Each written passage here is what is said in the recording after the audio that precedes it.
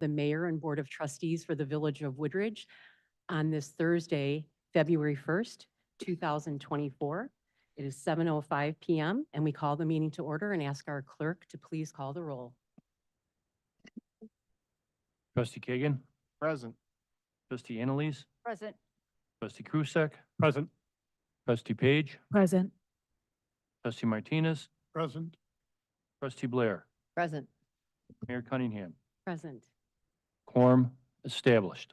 Thank you very much. If you would please join us in a moment of silence, followed by the Pledge of Allegiance. I'm going to ask our audience here this evening if you would help us by leading the Pledge of Allegiance. So just a moment of silence, and then we'll stand and do the pledge together.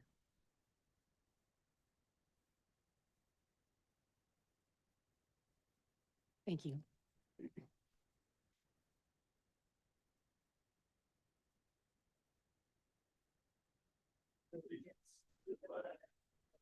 States of America and to the republic which stands one nation under God, indivisible, with liberty and justice for all.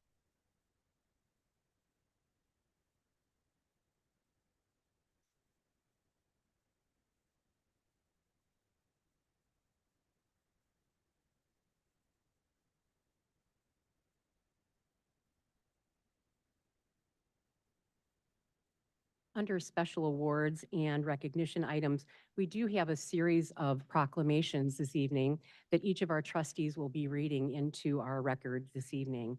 The first proclamation, I've asked trustee Antilles to read, and that is the National African American History Month, please.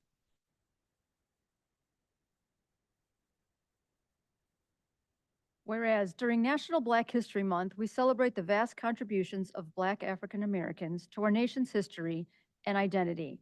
And whereas Black African American History Month grew out of the establishment in 1926 of Negro History Week by Carter G. Woodson and the Association for the Study of African American Life and History.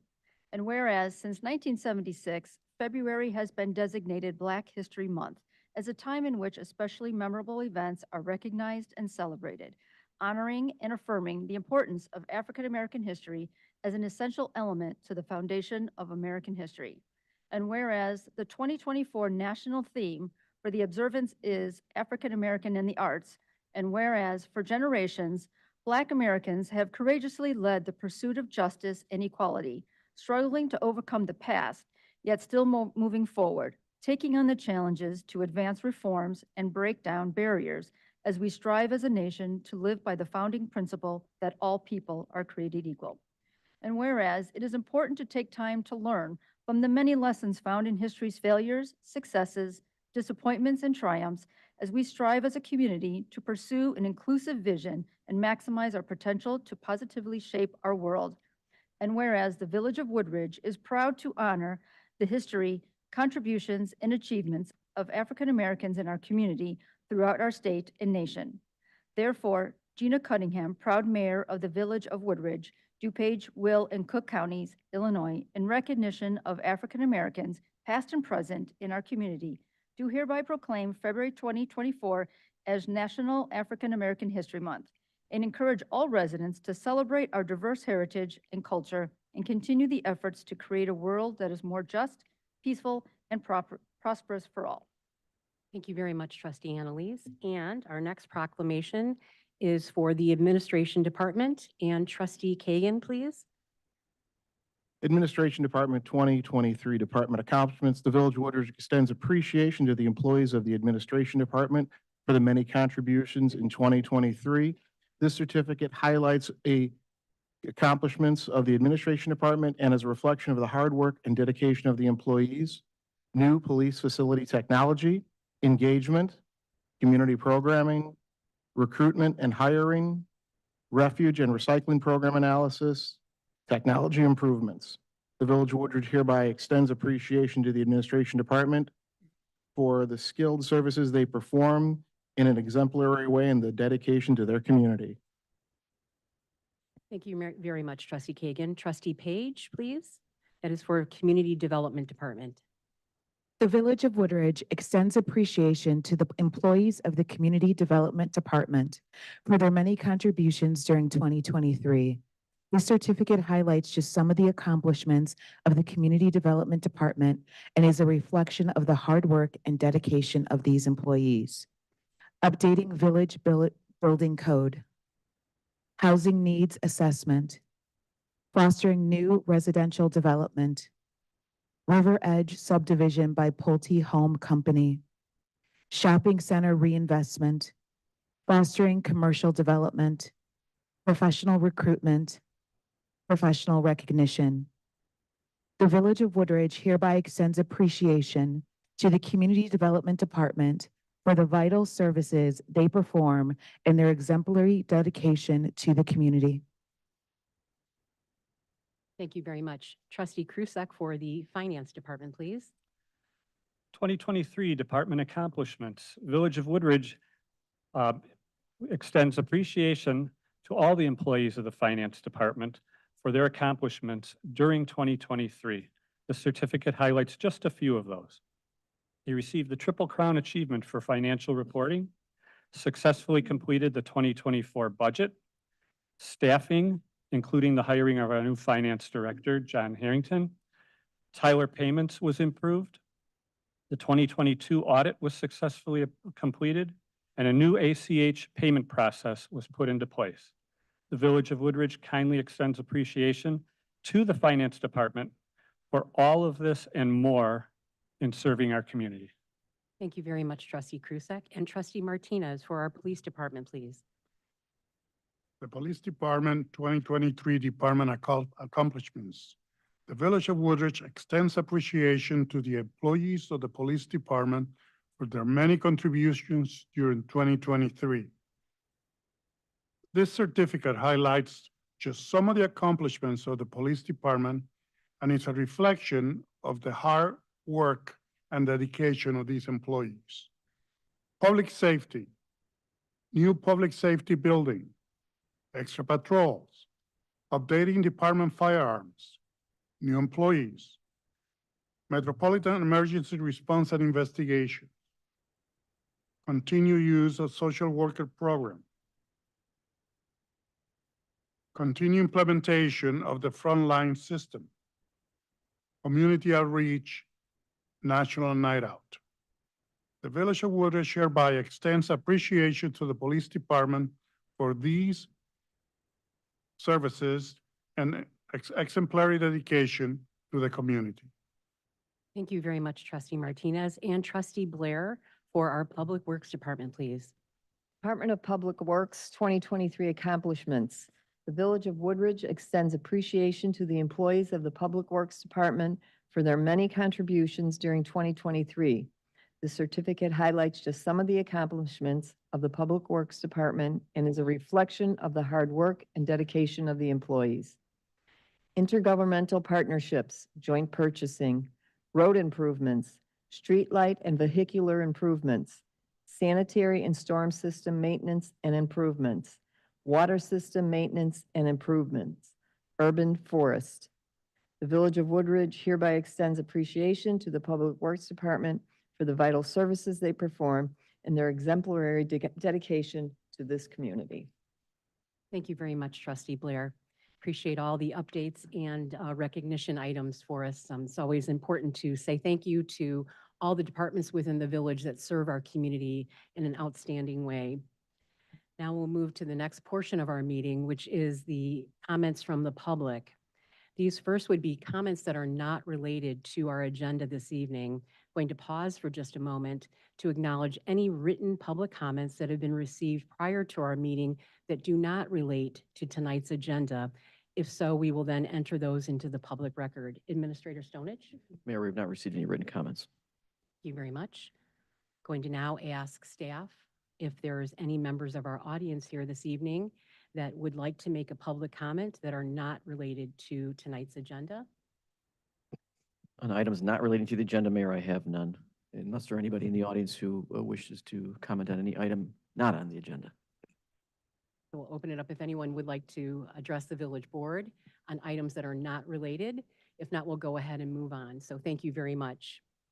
So now we'll move to items that are related. However, I do want to make a statement just so I think it's probably the majority of our audience here this evening. So if you are here tonight to speak before the village board on the proposed McDonald's development agenda item, you're going to have that opportunity to make a public comment to the board in just a moment or two. I would kindly ask that you hold your comments until we get to that particular part of tonight's agenda, so it will all flow very well together. So I thank you for your understanding. But aside from the proposed McDonald's development, are there any public comments related to a specific item that does appear on tonight's agenda? And if so, you can address the village board. Going to ask Administrator Stonich if there is anyone. No, Mayor. Okay, thank you very much. Also, I do want to now go back to the agenda item, and this would be, again, aside from the McDonald's, if anyone has any written public comments that have been received. So we already stated that we do not have any, correct? We do not have, okay, thank you very much. So we're going to go ahead and move forward.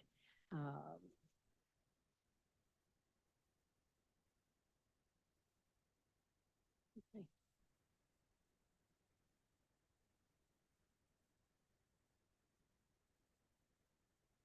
So we're going to close, and I want to just be sure, I'm going to ask Attorney Pat a quick question.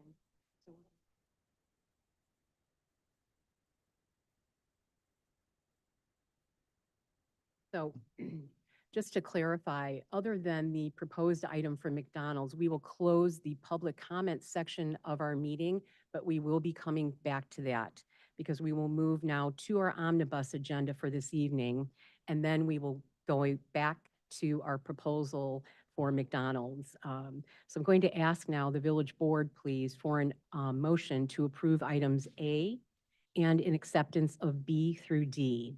May I have a motion, please? So moved. Thank you, Trustee Krusek. A second? Second. Thank you, Trustee Martinez.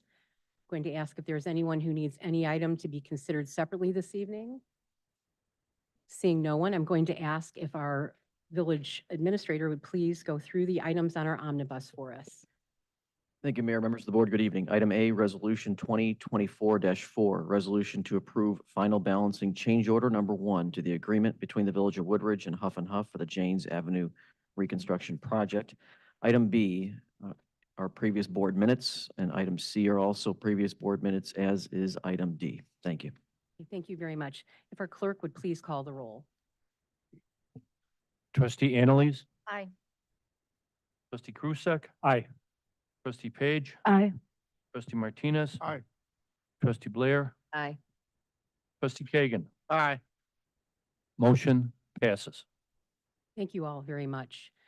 Next on the item would be the mayor's report, and I'm going to forego my report this evening just in order to make sure that we have enough time to go through the items that will be forward in our actual discussion coming after Administrator Stonich's report. Administrator Stonich, your report, please. Thank you, Mayor. First, item A, ordinance 2024-3, an ordinance granting a major amendment to an approved final plan and plat of planned unit development, including certain exceptions, a special use for a drive-through, and a final plat of subdivision. This is the Woodgrove Festival. This relates to the application submitted by McDonald's, North American Real Estate, at 1335 West 75th Street. Director Clark is here to provide an introduction presentation. Thank you. Thank you very much.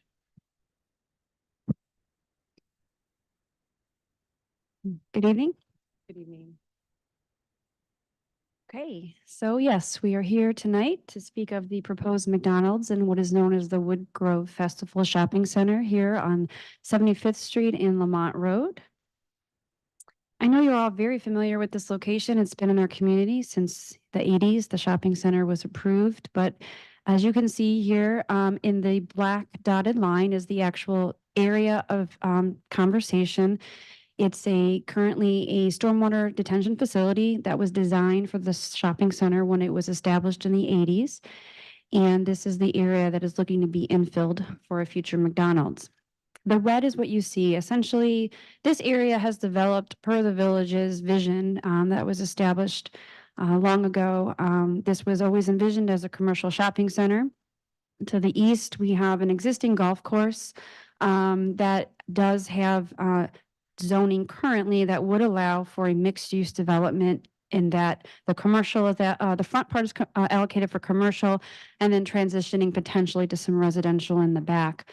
You'll also see the other red area behind the shopping center, which is also slated for future commercial development, but has not come forward yet. And then we have a subdivision directly to the south that was established per the zoning for a single-family development. So here's the area. Again, this is the comprehensive plan that we have now, and you can see essentially what is out there today is actually reflective of what the comprehensive plan had visioned for the area. You have the, main roadways being dedicated for commercial use, and the interior roadway being more for a residential use. So much of Woodridge was farm. And this image is just to demonstrate that Dunham Road has been in existence and has been, I think it was, it's dedicated right away that at the time was owned by the township prior to being annexed into the village. But here it was as a large farm area with the roadways, 75th Street and Lamont in existence. And in 1978 is where we did start to see some development happen. You can see in the top right corners where the gas station was established. And then Ziegfeld Golf Course was created, I think sometime in the 60s. You'll see that was established, and Dunham Road is still a kind of a road servicing the residential properties to the south. So here brings us to 1983. This is where the shopping center was proposed in front of the village board. Much of what you see out there today is still there. There are some minor modifications over the several years, but what's key is even in 1983, the entrance points that you see today were established then and are in existence today. So you have the Dunham Road, which accesses to 75th Street, which is controlled by the county. And then south of that bubble there, you have what is the entrance into the shopping center that would travel east-west within the center and would go past what is the subject site. There is a main spine road off of 75th Street that allows a right-in and a right-out only. And that was discussed in 1983. The shopping center owner at the time was looking to have more entry points onto 75th Street, of which the county was not supportive of that and was limiting it to this due to the proximity to Lamont Road and 75th Street intersection. And then Dunham Road was going to be signalized as part of this development. And then you have three entrance points on Lamont Road, but the far south entrance points are really the service entrance for the back of house, but they exist there today. Another minor thing, obviously, there's some, more open space was kind of initially designed with the plaza, and as we know, that's been now redesigned and the buildings have been brought to the sidewalk. As part of this development, also, it's to note that the stormwater system that is there today is pretty much the same system that was, designed when it was created in 1983. The storm structures, all for this center, go to the above ground stormwater system, which then releases into the 75th Street. There was a lot of conversation had at Plan Commission about stormwater and the concerns. It's just wanted to note that it's important to note that the existing pond is not a wetland. It is a stormwater facility that was created with the shopping center when it was built, and that the stormwater goes into the existing system and does not contribute to Dunham Road right of way. Any emergency overflow route from Woodgrove Festival is north into 75th Street right of way and not into Dunham Road. And as part of the redevelopment of the site, the development will be still compliant with the DuPage Stormwater Ordinance and providing the stormwater still needed for the entire site. Essentially, this system is going to be put underground versus above ground. I also show this aerial just as a note. In 1987, you'll see that the shopping center essentially was completed with some minor outlots still left. But the arrow demonstrates what you see today as a water feature on the golf course. And initially, it may have been perceived that that is a stormwater facility basin, but actually it's just a water feature. And this is where the stormwater issues have arisen, is during major rain events. The golf course does not have stormwater facility management really on site, so it's going to naturally drain, and it's going to drain towards Dunham Road. And this pond is a feature, a water feature, so when there's heavy rain events, it will not be detaining water. It will be overflowing, and the direction is going is towards Dunham Road. At the Plan Commission meeting, we knew this was an important issue. We did bring in the village's stormwater consultant to give some history on this site, and area, and how the water and the stormwater is addressed. And this was one of the things that we wanted to point out, is that the stormwater issues that may be occurring are coming from the golf course, but as it's undeveloped now, there's not much we can do at this point until potentially when it gets redeveloped, we can address a lot of those stormwater issues on the property. You also note in 1987, Dunham Road is still terminating where it does today, and you'll see that these two subdivisions south of Ziegfeld Troy have not been constructed. But I did note that I think the subdivisions were in conversation at the time. You'll also note here at the bottom, that is Gallagher and Henry's subdivision that was approved in the county, and was under construction, and the village then approached Gallagher and Henry to get that property annexed into the village. So there was no oversight from the village's perspective on how that subdivision was approved, because Dunham Road was not a part of that development's requirement to improve, which was the vision of the village in 1985, that Dunham Road was always indicated to extend from its current point of termination directly south to 83rd Street. Here you'll see in 1998 now, pretty much the subdivisions that are on Dunham Road have been completed in their entirety. Going back to Dunham Road conversation, there was more conversations had. Actually, in 1990, there was a public hearing when there was a lot of conversation going on about the comprehensive plan in regards to Lamont Road. The village at the time was looking to designate the northwest corner of Lamont and 83rd Street for a business park use.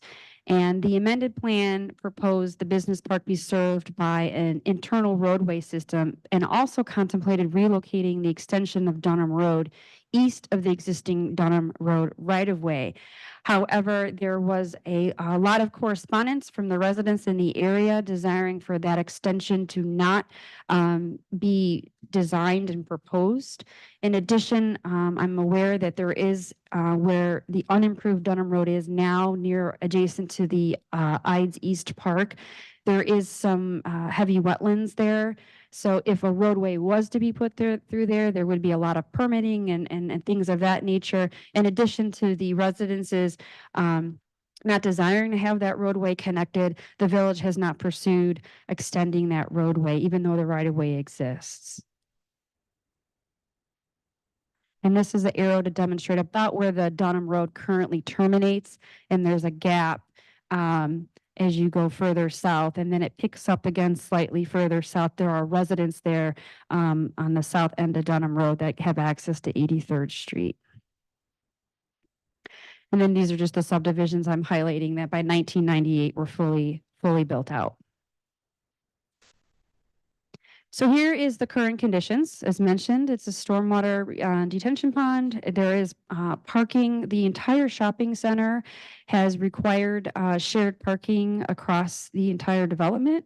So that was one of the things that wanted to be noted. Although McDonald's will be here, it still will have the ability to allow other customers to park and walk across as they used to, as you see now, when it was a parking lot and they had a striped area where you could park across.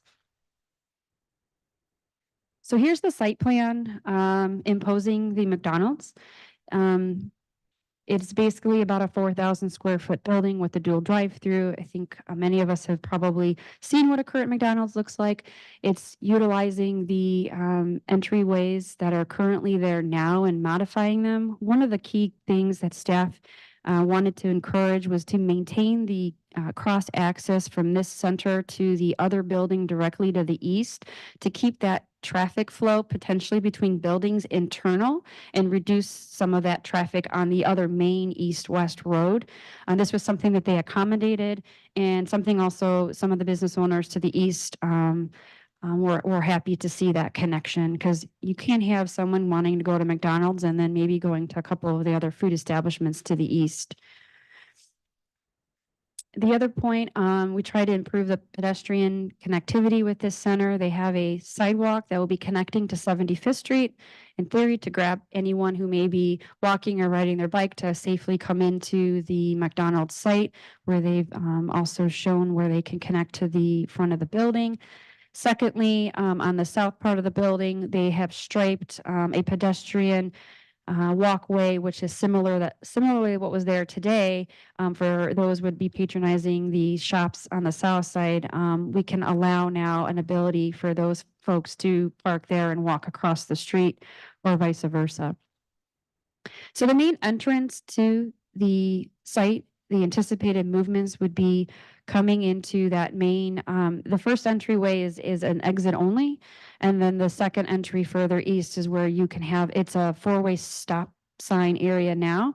And that's where the traffic potentially would be coming and going mostly.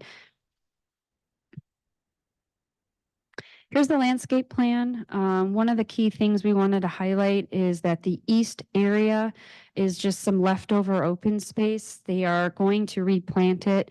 We were cognizant of the vision from 75th Street to the shopping tenants in the back. So they are going to be doing some lower profile planting so that essentially you can still see from 75th Street some of the inner retail components. We've also asked to help provide more areas for people to sit down and eat, which they've agreed to potentially, if the board is desiring to have that, utilize some of that open area to have some seating, some benches that maybe employees want to take a break, or, you know, maybe people that are in the area would want to sit down, just trying to create some opportunities to engage that space. Here's the look of the elevations of the McDonald's, using a mixture of brick and other metal materials. It is a PUD. There are some exceptions from the code that they're asking relief from, which have been fairly consistent with the other outlots that we've approved in the shopping center. Another note is definitely the traffic. That is something that we look at when we especially are looking at special uses and drive-throughs, because we know that the nature of those will be drawing more traffic. They hired KLOA to do their traffic analysis, and this was what they had done back in December. This is what the current traffic counts were during the weekday AM peak hour and the weekday PM peak hour and a Saturday. I circled the intersection of Dunham Road and 75th Street because I think that's where a lot of the conversation and concerns rise. And just for, if you can't read the numbers, but at the time they took the traffic counts, about 72 vehicles were going eastbound on 75th Street and turning into Dunham Road during the weekday AM peak hour, and then about 96 vehicles on the weekday PM peak hour, and 121 on the midday peak hour on a Saturday. Here is what the traffic analysis anticipates for new traffic generated based on the development. 75th Street is a major strategic roadway in our community. It is designed for about 50,000 vehicles, of which I think around only 22,000 or so vehicles are on average there daily now. but it is a major strategic route through our community. Many of these developments are already going to be capturing the existing traffic that is already on the road. It's part of their regular routine as they drive through the community to work, school, and whatever. So they anticipate, as far as new trips, would be trips that people are coming here because they want to come to the store. They anticipate that here in this analysis, and we'll definitely let them speak more to it. But I anticipate during the weekday morning, new trips of 52 in and 48 out, with a total of 98 new trips. Weekday evening, a total of 74 new trips. Saturday midday, 120, and weekday daily trips were about 1,000 total. In reviewing these types of requests, we have two standards that we're looking at. One, this was a plan unit development, and the plan unit development essentially creating a development opportunity and allowing flexibility in the design such that you can garner the best development to fit that location. Initially, when this plan unit development was approved, they provided a stormwater detention at the northwest corner, and with the adoption of a new building, that is considered a major amendment to the shopping center. So these are the standards we look at when we're going to be amending a plan unit development, and we take these into consideration. Secondly, the incorporation of a drive-through is a special use, and those have their own standards for how we review the drive-through in relation to the location and the request. So with that, that concludes my presentation. The development team is here. I think they would like to add some additional content and conversation, but if there's any questions you have of my report, I'm happy to answer them now. Thank you very much, Director Clark. I'm going to ask our village board if there's any questions for Director Clark at this time. Anyone have any questions? Okay. I'm going to go ahead and walk through then the steps for this evening so our audience is aware what the steps will be tonight, okay? So, and we thank again Director Clark for her presentation. And then our applicant, the developer's presentation will be next. And then we will have preliminary board follow-up questions for the applicant or staff.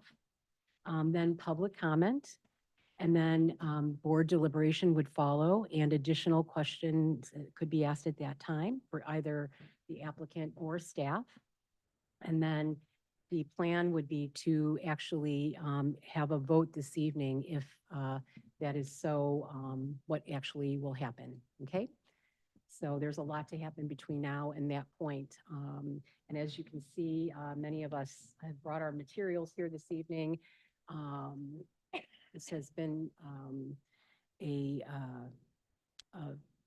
process that we go through for each development that comes into our community. And I thank the board for their diligence. And I do welcome our developers that are here this evening that would like to present. So we're going to go ahead and move to their presentation, please. So I invite you up to the podium.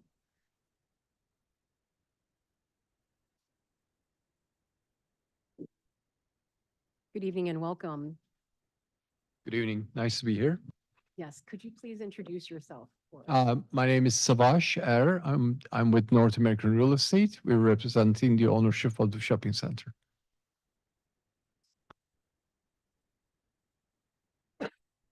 Thank you very much. Sure. Do you need spelling of the first name? No, it's No. okay. Thank All you. right, Yeah, good. thank you. Awesome. First of all, we would like to thank you for the opportunity. We purchased the Woodgrove Festival Shopping Center back in 2018. We've been owning the center for the last 6 years now, and we've been through the pandemic and all those great memorable days. And but we were able to keep the occupancy, and we were able to keep the property as good as possible. And we're proud of our shopping center, and we're very happy with the shopping center and how it's lays out. And our tenants are pretty happy about the location, and therefore, even though there's 4 corners of 75th and Lemont, there's substantial amount of retail in the whole vicinity. Our shopping center is is the number one grossing in sales per tenant and number one in occupancy in the Four Corners. There's about 1 million square feet of retail in the whole Four Corners in this intersection. And as staff mentioned, there's about 30,000 plus cars traveling on 75th Street because it's the main thoroughfare exit from 355. People are going to Darien, Downers Grove, Woodridge to their homes. And as you know, this has been developed in mid-'80s. And the movie theaters has been there, I think, forever. I'm not sure when they opened, but it's been a long time. And Kohl's is they own their own parcel, and they've been committed to this site, and they've been expanded in the past, and they're pretty happy with the location here. So I mentioned a couple small details, and I don't want to take much of your time, but in the past meeting, we believe in our tenants and in our shopping centers. We pay attention. We manage and lease every property that we own. We own around 25 shopping centers and all around Chicagoland, and we manage and lease everything in-house. And during the pandemic, actually, we tried to be very proactive, and we helped out all of our tenants about their rent payments, and some local mom and pop shops, and especially QSRs. We actually purchased gift cards from them so they can have some extra income because of that. And then we donated the gift cards into the hospitals or police or fire departments. So not only our tenants were able to make sales, they also get new people like First Service to come into the door, and they were able to sell more products. And therefore, even though, I mean, this might not be a good example for this topic, but even though in that 2020, the shopping centers suffered around 50% loss in their revenues and tenancy. All of our portfolio, we were around 95% occupancy, and we helped out all of our tenants to be able to get their PPP loans and everything. So that was very important for us, and I hope this makes also shows us how committed we are to where our shopping centers are. And in this project, McDonald's, since we are, I can easily say, the most successful shopping center in the Four Corners, McDonald's reached out to us a couple of years ago, and they approached us for this opportunity, and we worked hard for this, and with this staff and with our engineers, our architects, and McDonald's engineers and architects, we came up with this final plan. And as in the past, in the last few weeks, actually, we heard the concerns, and we heard the comments, and we, even after the plan commission meeting, we did more than and we tweaked the site plan a little bit more, adding the pedestrian walkway, adding another handicap stall on the south side of the McDonald's development, and adding more pedestrian walkways along Dunham Road and the 75th. So, and given the fact that these are all actually above my pay grade, because I'm not an engineer, I just lean and trust on the professionals in this area.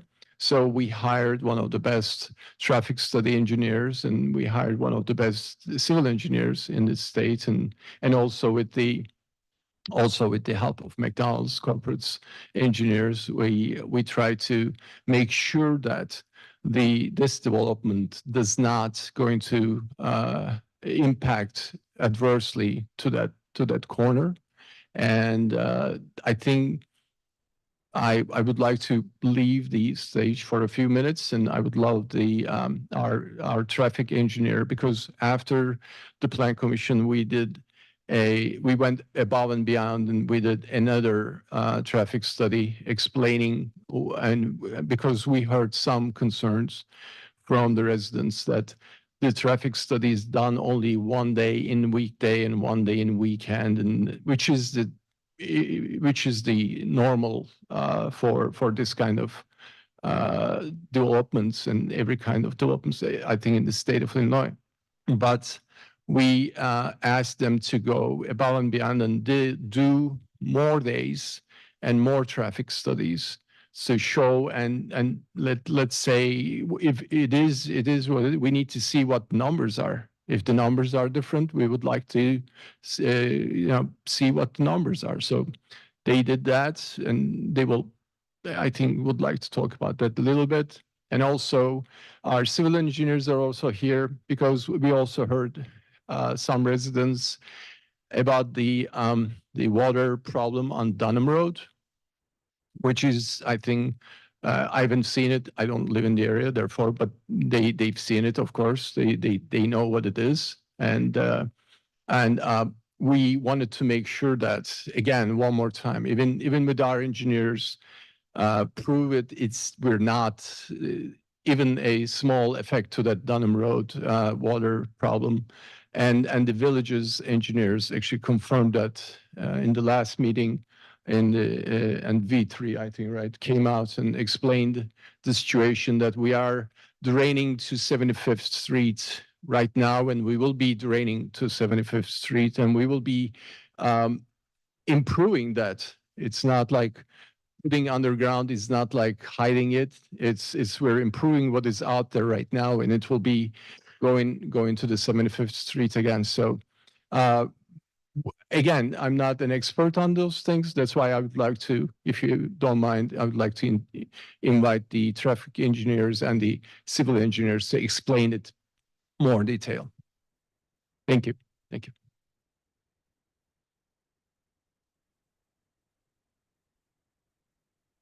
Good evening. My name is Louay Abuna, A-B-O-O-N-A. I'm a principal with KLOA. KLOA performed the traffic study that Savash was referring to.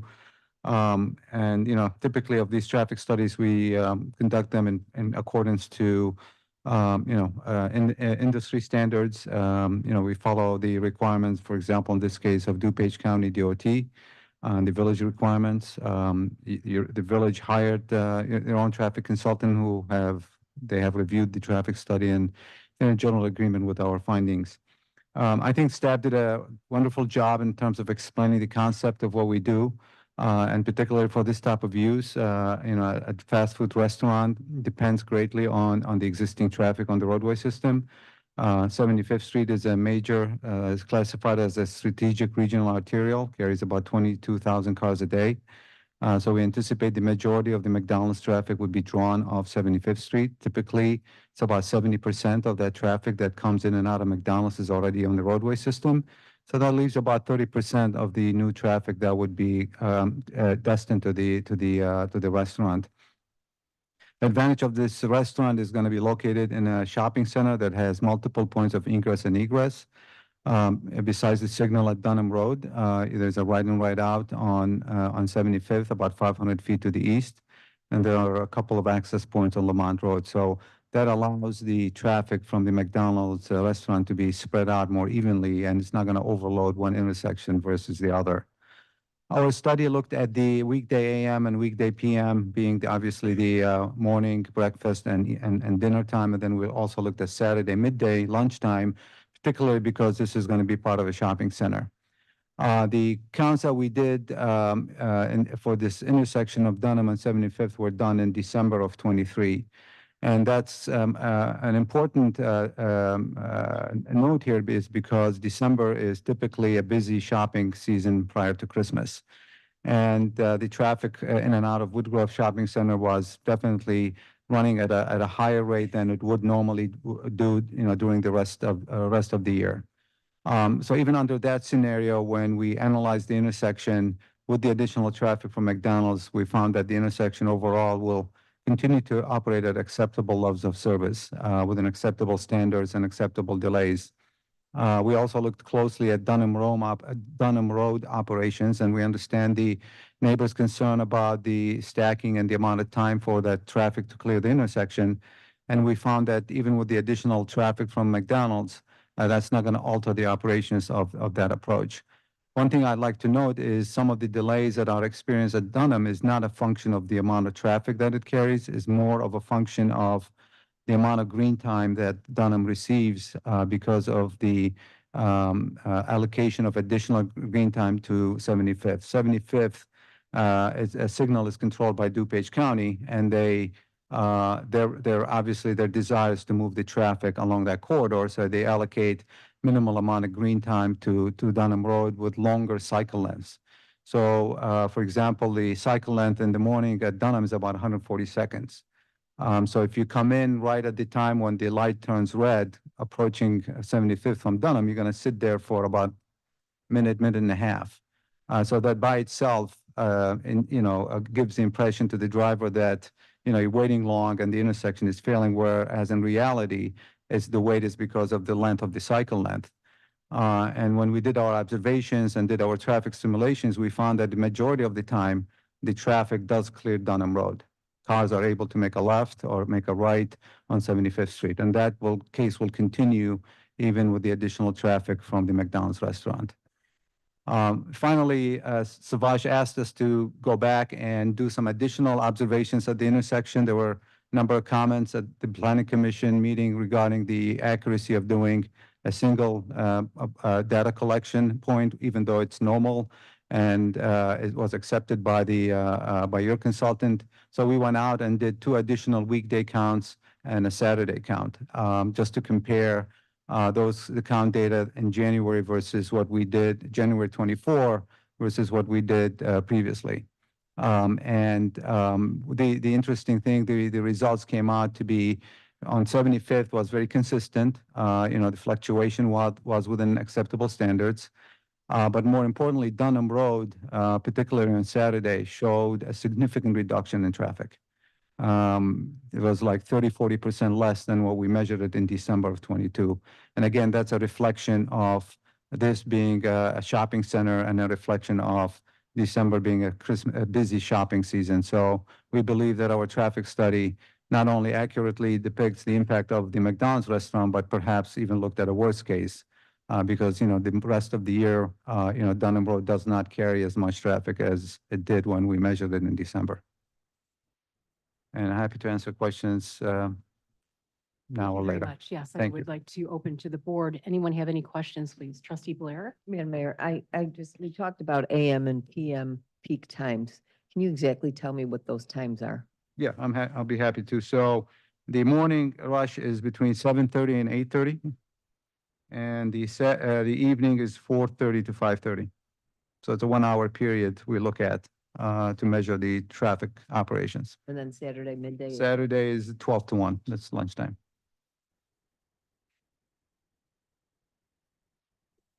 Thank you. Okay, thank you. Anyone else, please? Yes, Trustee Page? In regards to Dunham and 75th Street, can the length be adjusted if traffic flow is adjusted? Meaning, does the county have the ability and/or desire to adjust the signal length? Only if there's a compelling reason to do it, obviously. The signal at 75th and Dunham is part of an interconnect system along the corridor. So you tweak it here, you're going to have to tweak the entire corridor. So the ripple effect of that could be significant. At this point, like I said, based on our observations, it appears that there's adequate green time allocated. So unless there's a compelling reason to do it, they will look at it. Typically, that kind of a request will have to come from the village. So the village will have to petition DuPage County and ask them to look at it and indicate the reason for it, and they would obviously examine it. And if they deem it acceptable, they will probably adjust it. Is that something that we could, as a village, look at from time to time, 6-month review, then a year, see what the impacts are with the county. Administrator Stonich.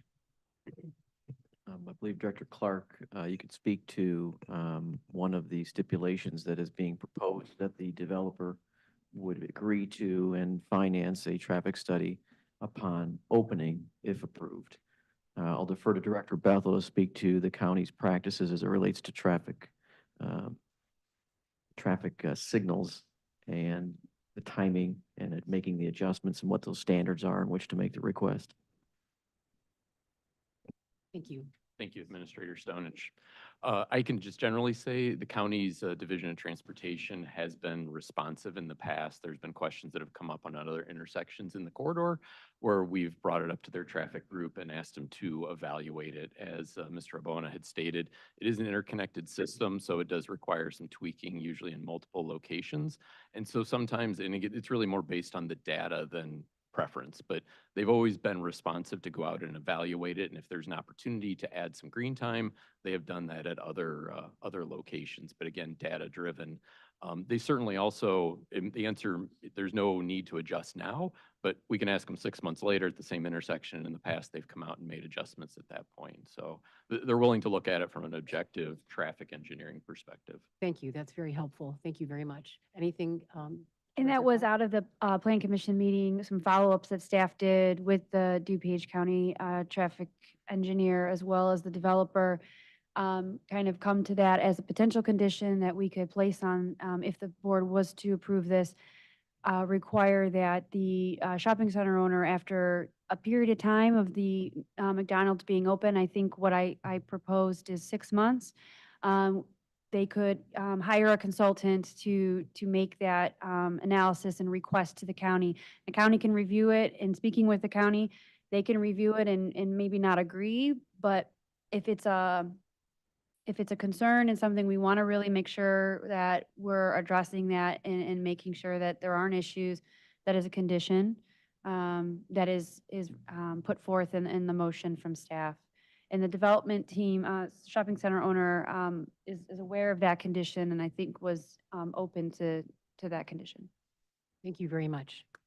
Anyone else, please? Another? Yes, please. My major traffic concern is actually in the plaza. Was there a study done of how many additional cars would be coming in? You can't see me point, so I'll stop pointing. That would be the south end, as well as, I know the ingress, the right in, right out off of 75th Street was there since the plaza was created. This will create a significant increase in traffic within a very small space. So my question is, was a traffic study done within the plaza? Well, I mean, we looked at the points of ingress and egress into the shopping center. As far as looking specifically at internal intersections, we did not. That was not included. But, you know, the site plan, and, you know, the civil engineer can speak to that. It has provisions in there to ensure the safety of traffic movement in and out. The two driveways coming out of McDonald's, traffic will be under stop sign control. The crosswalk, the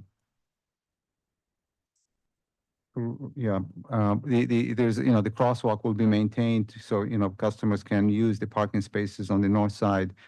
So there are provisions within the design of the restaurant to ensure the safety of traffic movement to and from the restaurant within the shopping center. Anyone else, please? Yes, Trustee Blair. You said there would be a 30% increase in new traffic. Correct. Can you put a number on that? Like a ballpark number? Yeah, those were the numbers that staff shared earlier. I can give you some of these numbers. The traffic study was based on a slightly larger restaurant size, so the numbers may be about 10% less. But in the morning hour, we're talking about 90 new trips in and out. And in the evening, it's less, it's about 70. And then Saturday midday is about 110, 120 in and out. So obviously lunchtime is the highest. And is there any way, I know you don't have a crystal ball what people are going to do, but is there any way of knowing once they're at the restaurant, can you anticipate how many are actually going to go out on Dunham? Or how many are going to use the exit to get back onto 75th, should they be going east? Yeah, I mean, that was part of the study. And, the table that is shown on the screen here, in fact, in the traffic study, we were a little bit conservative. Instead of 70%, we assumed 50%. So the numbers in reality could be even less than what we assumed, which will lower the impact even further. So if you went with 50%, Those are the numbers I gave it'd you. be like 45 cars would be going out on Dunham. Well, no. Yeah, right now, so let me see if I have.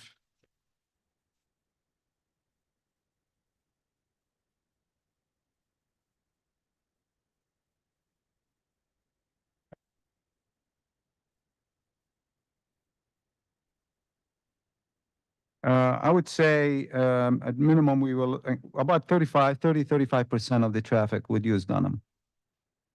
And Exiting.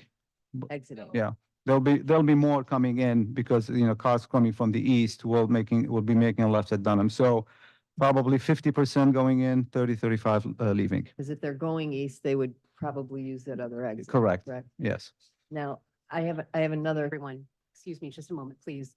We need to be able to hear everything, so I apologize, but I do need to ask that we please be respectful because we need to hear this information, okay? So thank you.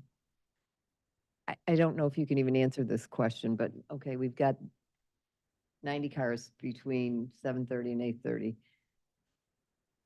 Do you have any kind of information? Maybe somebody from McDonald's needs to answer this. How quickly the orders are filled? How are these cars going to be backed up? Are you able to fill an order every 2 minutes, every 3 minutes, or is it every minute? I'm trying to get an idea of how many cars are going to be exiting within minutes or seconds of each other that potentially could back up Dunham. Well, I'll let McDonald's folks talk about their service times and so forth, but our traffic study takes all of that into account because we do look over a 1 hour period. So, when we do the analysis at the intersection and the queuing, that's all factored in. So when we say that the distance between the stop bar at the signal and the access drive into the shopping center, that distance is adequate without backing up traffic beyond it, that's all factored into the analysis. And as far as internally, the McDonald's, obviously, there's enough stacking for the drive-through. It's got the double drive-through. You got stacking before the order, double order board. And then you got stacking between that and the pickup window. So I think there's about 17 cars total in stacking. And based in our observations of other McDonald's over time, that is more than sufficient to accommodate the processing of the traffic through the drive-through window. So there's not going to be any spillage of that traffic onto the shopping center driveway or onto Dunham to really impact any of the external traffic movements. I was just curious how quickly, and again, Yeah, McDonald's, how quickly orders are filled and how quickly the cars would be exiting the drive-through. I mean, I know it depends on what people order. I get that, but you must have some kind of an average where are cars leaving the drive-through at an average of every 30 seconds, or are they leaving, because that would potentially impact Mhm. the So yes, let's ask maybe a representative, good evening, maybe that could help us with that specific question. Thank you very much. Thank you. I can answer that question. Could you just introduce? Hi, John Carnaggio. I'm the potential franchisee in that restaurant. So in McDonald's, we try to time ourselves from the time the order is finished being placed till the time we get you your food and out the door. Nationally, we average about 160 seconds. In Chicago, about 140 seconds.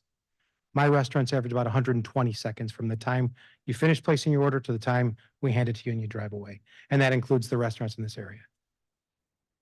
Okay, thank you. Great. That's what I was- Sure. That's what I was looking. Thank you. Anyone else? Any other questions? Thank you, trustee.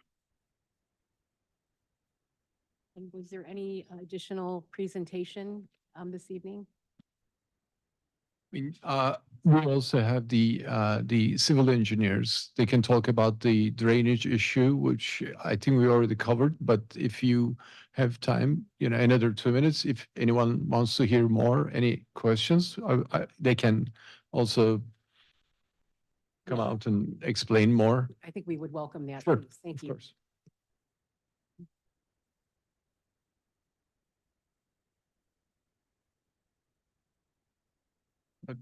Good evening, Luke Keller with RTM Engineering.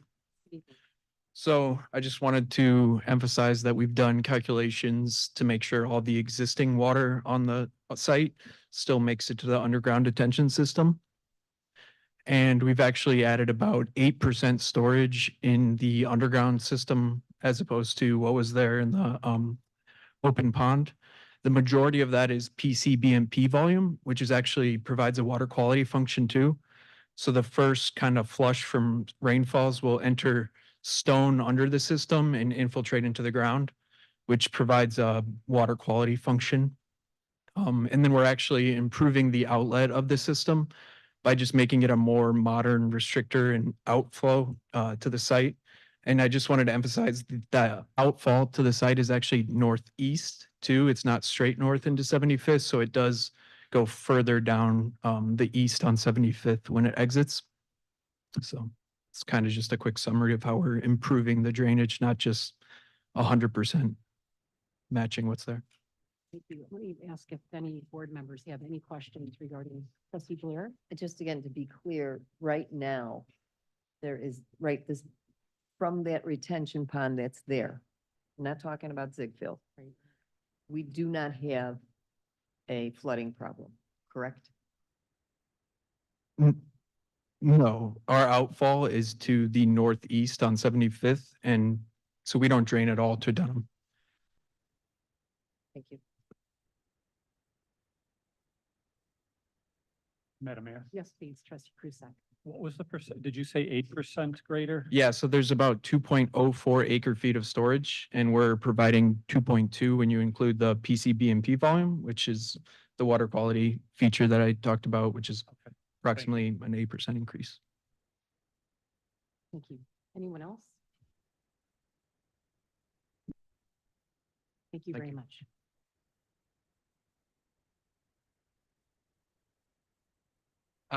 Also, McDonald's engineers are also here, and McDonald's is here. They would like to also explain a couple more items if you, Yes, please. thank you. Good evening, Mayor, trustees. Dan Olson with Watermark Engineering. I'm just going to take about 30 seconds to a minute just to highlight a couple of things. These guys have done a good job covering off on most of the issues, but just high level from McDonald's perspective, we do hundreds of these stores across the nation with these guys. We're the civil engineers that work with them. We worked on the site plan that is here in conjunction with RTM and with the development team. So I just want to mention that we have an entire team here that we're available to answer any specific operational questions, any real estate questions, construction questions. We brought people from all those different disciplines within McDonald's itself. And so if there's questions come up, we are ready and willing to answer those. And I also wanted to mention, we were present at the plan. I was present at the Plan Commission meeting and took a lot of notes. There was a lot of comments. There was a lot of feedback, and I understand that we're dealing with a lot of issues, concerns from the residents. But I just want to say that we've heard them. We can't fix everything that we've heard, but we want to incorporate solutions to as many of the issues as we heard as possible, while still providing a good development to an existing commercial shopping center.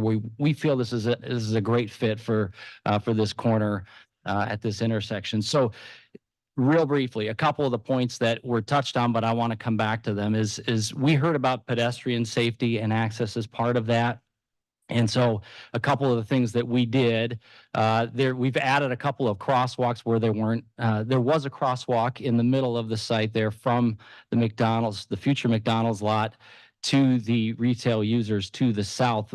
That was a concern that was raised by the commissioners, in fact, on how would that work and how would that cross access still happen. And so working with staff, we've added an ADA accessible stall on the south end and a crosswalk to there to accommodate that and to bring that element back. So that's one specific way we were able to respond. And another was a crosswalk at the intersection of the east-west access drive and Dunham Road. There was previously no crosswalk there. That's something as part of this development that we'll be adding to allow pedestrians to connect from the south leg of that intersection going north. And then if they wanted to reach the McDonald's site, there is sidewalk that extends up Dunham onto 75th. And then we've provided a ADA accessible route from 75th through the parking lot and striped. It'll be concrete to differentiate from the asphalt, and striped crosswalk that will connect to ADA accessible sidewalks in front of the building as to be able to provide that for the pedestrians that are there. So that's the second thing I wanted to mention. And then just from an on-site circulation, I know there was questions about how this is going to work and will it be a busy, we hope it's a busy restaurant, but we designed these sites to be able to handle that and to integrate with the surrounding development. And so a couple of quick ways that I want to point out that we do that is the side-by-side drive-through, which is standard on new locations. The benefit to this, the obvious benefit to this, is that when a car, if it's a single lane and a car is taking a long time, or they're like me, I've got 4 kids and they're taking forever to figure out what their order is, there's another option. And that's what keeps that drive-through flowing. So in terms of on-site stacking, that's one of the big benefit of the side-by-side drive-through. There's 17 stacking spaces, which is more than adequate for this restaurant in terms of stacking on-site. Another benefit to the drive-through layout that we have is sometimes at the pickup window, there can be a delay as well, because if they're waiting for their order to be completed, or if it's a long order, that can be another pinch point. So we've got an outlet for that too, which is there is a third window in that drive-through. So going east or going west to east, there's a cash window where you're paying. There's a pickup window where you're picking up your orders most of the time. And then there's a third window where staff can stay inside the building and hand the food out of that third window if they need to park that car forward. That keeps the rest of the drive-through flowing. And then lastly, we've allocated a couple of parking stalls, as is typical, for what we would call pull forward stalls. So if we need to park those cars and bring the food out to them, that's another relief valve we have in terms of keeping the drive-through moving. So I just wanted to point out a couple of things. I'm happy to answer any on-site McDonald's specific questions. John, who you just heard from, is here, who's an operator locally and would be the future operator here at this location if this goes through. But I just want to reiterate our appreciation for all the feedback and the comments that have gone back and forth. And we've done our best to accommodate what we can while still bringing a development that we feel will be successful for McDonald's and the overall shopping center. So I'm here. We've got a whole team that's here, and I'll sit down with that if there's any other questions you have for us. Thanks. Thank you very much. Mayor, I know I do have a we may have question. some questions, so I'm not sure if it's you or maybe another Okay. person on the I do team. have a but- I'll point you in the right direction. You spoke of, you're going to have striping. Yes. Crosswalk. Right. Is there any other signage or blinking signage? Let's face it, a lot of people don't pay attention to any striping on the pavement. Right. Is there anything else that would call out and grab somebody's attention? Stop sign, yield sign, something blinking, stop for possession, whatever. Yeah. Well, I mean, I can tell you, there is a proposed stop bar and stop sign at the exit onto Dunham Road. But I think you're thinking more pedestrian specific signage. As of right now, we don't have any on there, but we would be willing to work with staff's recommendation on what would be appropriate for that.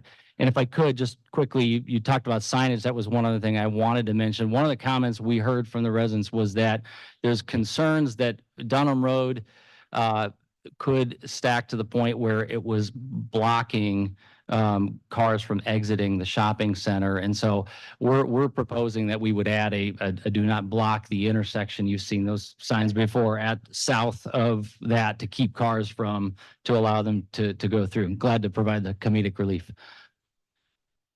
I do have one more question. It's been raised, one of the concerns of the residents and people that have left comments. Why there? There's a McDonald's down right here, and then there's one in Darien. And I'm sure you have your marketing researches. Yeah. But I would just like to hear from you exactly Sure. why that location. Yeah, that's definitely over my pay grade. I can tell you that they do extensive research on it. We do have a team here that could speak to that, so I'll defer to someone else on that. Thanks. Anyone else on the engineering questions? And then, yes, please, because I saw someone else's hand go up. Was it regarding engineering, trustee Martinez? Well, I have a question on how the building was configured. How similar is this layout and the building to the building on 75th and James? Okay, that might be I'm not 100% sure on that either, but we can get you an answer on that. Talking about, the area. Sure. Right. Sure. Yeah, please. I'm not an expert, but I do own the restaurant here on 75th and Janes. This layout is 100% better. It's much easier to get in and out of this around this Yeah, building. but as far as cars, because I go to the one on 75th and James quite frequently, Yeah, and there's a fair amount of backup on ordering yeah. and pickups. And yeah, it varies by the time of the day. So I just want to know, how many cars do you allow to sit there while an order is being placed, et cetera? I don't really know. If he's saying it's is it a 17 cars? 17 cars? It's not 17 on 75th Street, I don't think. It's just 17 maybe, car- if I could maybe help the question, because your first question Yeah. is a valid question. So the McDonald's here on 75th Street and the proposed development, what makes this better, Jen? As an example, when you're coming through 75th Street, when you pick up your order, if you want to come back to Jane's, you have to circle the entire building and then leave. This gives you many more options to get back to where you're going. That's the way I look at it. And the third pickup window in the new building is the proper distance from the second window. So it allows for us to pull cars forward so we can keep the cars moving. At the end of the day, we just want to get more people through the drive-through. But the layout to me seems, this is designed this way. 75th and Janes was retrofitted. That drive-through was retrofitted. That was a single lane drive-through many years ago, and they retrofitted it. Thank you. I don't know if that Thank helped. you. Okay. Did that help? Oh. And then trustee Blair, I know you had a follow-up question possibly. No. Okay, Thank all you. right, trustee Annalise. Yes, Madam Mayor. Excuse me, John, can I, one more question? So with regard to your restaurant here on 75th and Janes, is there going to be any change or is that one going to stay the same? And this is in addition to, or This is is it in one or the addition other? to. In addition to. Yeah. Can I just follow up? a bit? Yeah. You see that impacting negatively the sales at the Janes Avenue location? The way I see it, and I'm not an expert in this, in my experience, I see things like 355 as a natural kind of break with regards to folks when they're traveling to visit our restaurants. There may be some, but I don't think it's anything that's significant, or I would have pushed back on, the company on it too. I think it's a great location. I really do. Any other trustees? Any questions this time? Thank you. Thank you. Thank you, trustees. Any general questions before we start? I see the gentleman here, but anyone else have anything else that we need to cover? Because we'll go ahead and then ask you to proceed. Okay, Thank you so much. Yep. Good evening, everyone. My name is Christopher Smitherman II. I'm the National Real Estate Manager for McDonald's. I heard the question was about why this location, given the existing McDonald's in the area. We did an extensive data analysis and looking at traffic as well as, where consumers are going. And what we found was that there's a large amount of traffic that is getting off of 355 and going eastbound on 75th. And then there's a large amount that's going westbound on 75th. So while we do have an existing location at 75th and James, many cars and traffic are not going westward, they're going eastward off of 355 and going into this retail focal point. And so when you look at the map, the nearest McDonald's, when you go east off of 355, is down at 75th and Plainfield. And many of the people who are getting off are not necessarily going that distance down. So when we looked at it from a data perspective, we said, this is a gap for us. This is a hole of customers that we'd like to capture and provide McDonald's to. And that's how we arrived on this location.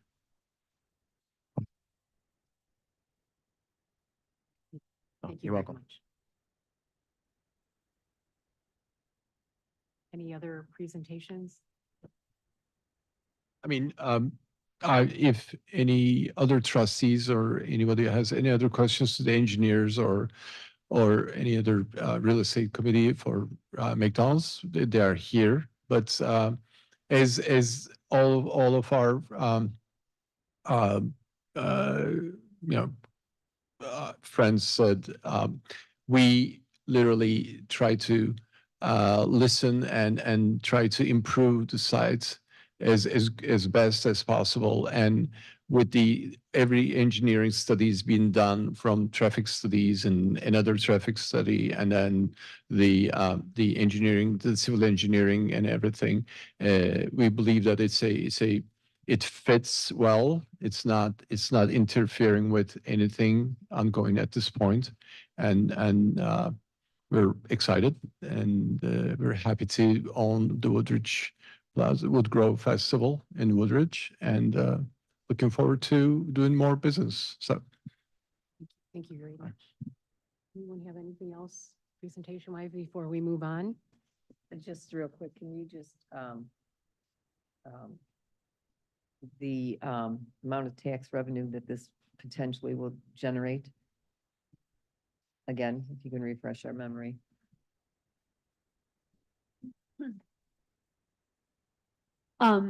Actually, at a recent forecast of real estate that I attended, it listed what are the fastest kind of growing quick service restaurants currently for 2024, and McDonald's was listed as number 2 as one of the growing quick service restaurants, and average about $2.7 million a year per store. Obviously it ranges. So, the village, it's in line with what our, current stores are doing. So we would expect similar results at this location. And then, I had something else, but it'll come to me in a minute. Okay. I apologize. My name is Jimmy Lopez. I'm with McDonald's Corporation, Director of Construction. Actually, that figure's a little low. We're actually at 3.6, 3.7 in sales. And she's correct. We are number 2 right now. But average unit volume is going up significantly. Then how does that calculate in tax revenue for the village? About.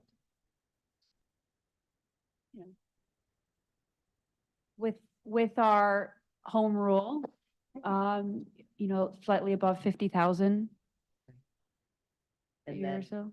one last question. The lease time, did I read that correctly? They're willing to sign a 20-year lease? It is typically, if we're leasing, it's typically 20-year first lease, 20-year lease, and then we actually probably have another 20 years in 5-year option increments. Is typically how it works. Thank you. And then I did have one other comment. I know there have been comments about peak hours, 90 cars, 100 cars. I think I do want you to know that between us and the developer, we are committed to once, if approved, this restaurant opens, and we have to come back and do a post 6 months traffic study. And rather than, 100 cars that go through the drive-through, 70, 80, 90 go up on Dunham, then we will also work with the city along with the Department of Transportation to try to see what adjustments can get made. So we don't want y'all to feel like we're abandoning y'all. We're going to be in this process with the residents and the city as well, as far as spending that money to make sure to see what needs to happen, any additional studies post the 6 months, or if it needs to be a year afterwards or whatever we think. But typically the first 6 months, we have a pretty good grasp on how this restaurant's going to do. I guess I have one more follow-up question. I apologize, and maybe this is for Director Bethel. And you might have to talk to the county. Should the volume be much higher than anticipated, okay? What are the options for Dunham? Can a right turn lane be added? I mean, I don't know what the constraints are on that road. I mean, are there options? I mean, it's nice to say, okay, if it's higher, we're gonna do something. What exactly would the options be that you could do?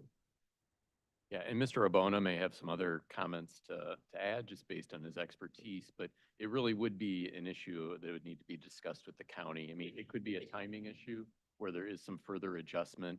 There is right-of-way on both sides with Dunham and 75th. You'd need to relocate traffic signal standards in terms of if you're adding a dual left or a dedicated right-hand turn lane that's leaving.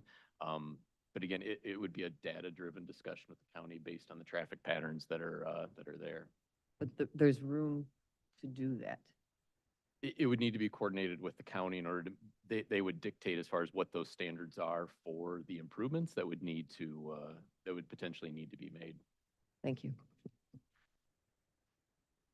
Any other With comments, with that, questions? I'm really sorry. That's With that note, actually, we mentioned to the staff that if in the future, if the east side of Dunham Road needs to be expanded, and if the village needs land from us, we will be donating that land to the village. We're not going to ask for any compensation. Thank you very much.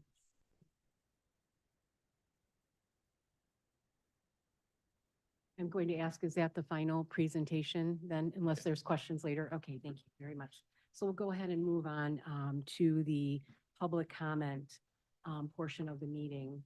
And just some guidelines that I will go through, but also I want to let everyone know that we have received all of the information, public comment, the petitions.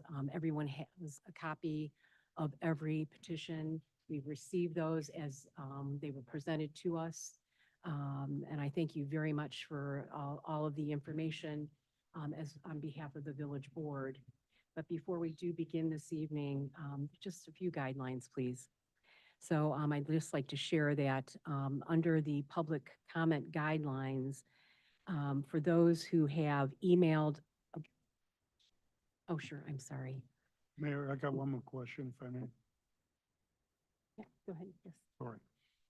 Going back to the statement that you made about quote donating the land to expand Dunham Road. Is there enough room that you can give 25 or 30 feet of land? You're asking me to ask Director Bethel. I'll be happy to ask him. I don't know how many feet of right of way the village has on the east side of Dunham Road, but if needed more going into the east, into our property line, we are dedicated to donate that land. Well, typically, if you would need additional property, you'd usually talk to property owners on both sides. You'd probably go to Ziegfeld Troy as well if you're looking for additional property in order to create sufficient space. With all due respect, he said he will donate the land. I just wanted to know where it was coming from. That's all. Gotcha. From my property, yes.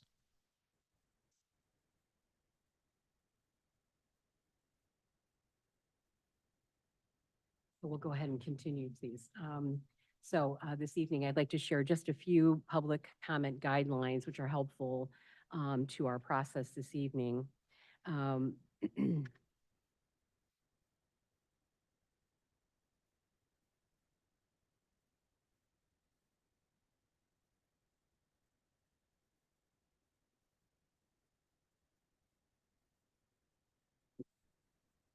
So that we know many of you have taken time out of your personal schedules to be here this evening, and we thank you very much for that.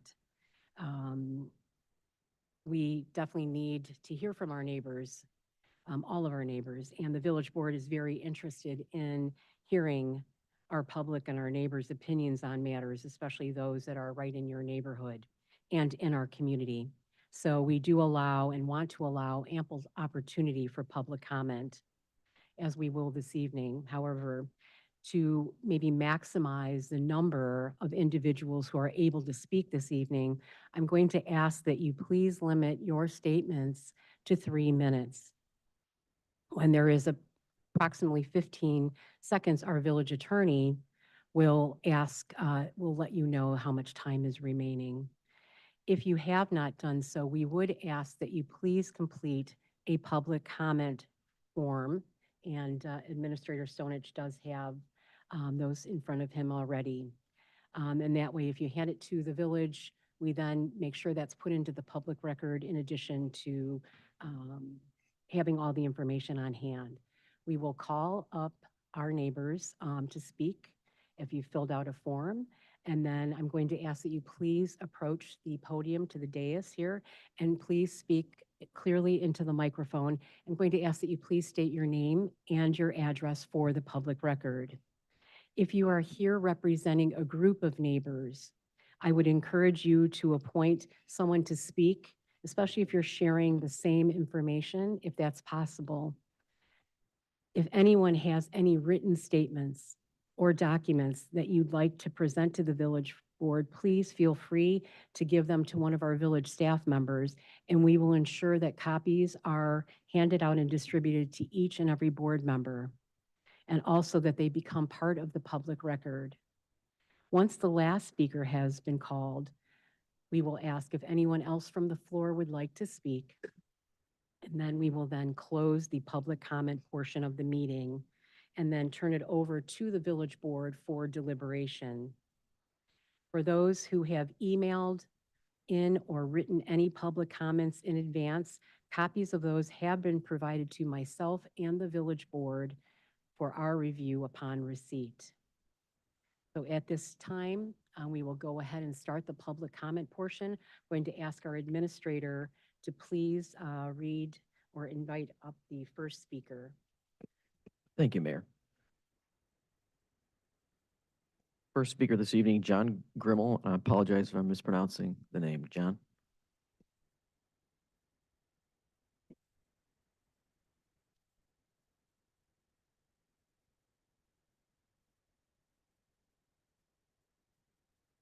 Good evening, sir, and welcome. Thank you. You caught me by surprise.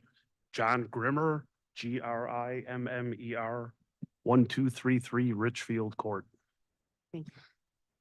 I did submit an email that is in the agenda. I had added an attachment to it that I didn't see in the agenda. I won't repeat everything from that, but there were a couple points that I wanted to make. Yes. We can't hear. Yeah, thank you. Please speak. That's better. Yes, Yes, thank thanks. you very much. Okay. Thank you.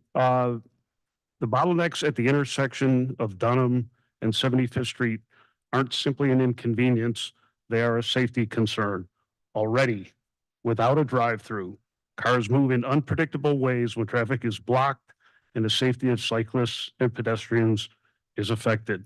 Looking at the site plan, and I heard the engineer say somebody's coming up, they're gonna take that walkway from the south at the west edge of the development, and they're gonna go all the way to 75th Street and then come up the stairway. No, they're not gonna do that.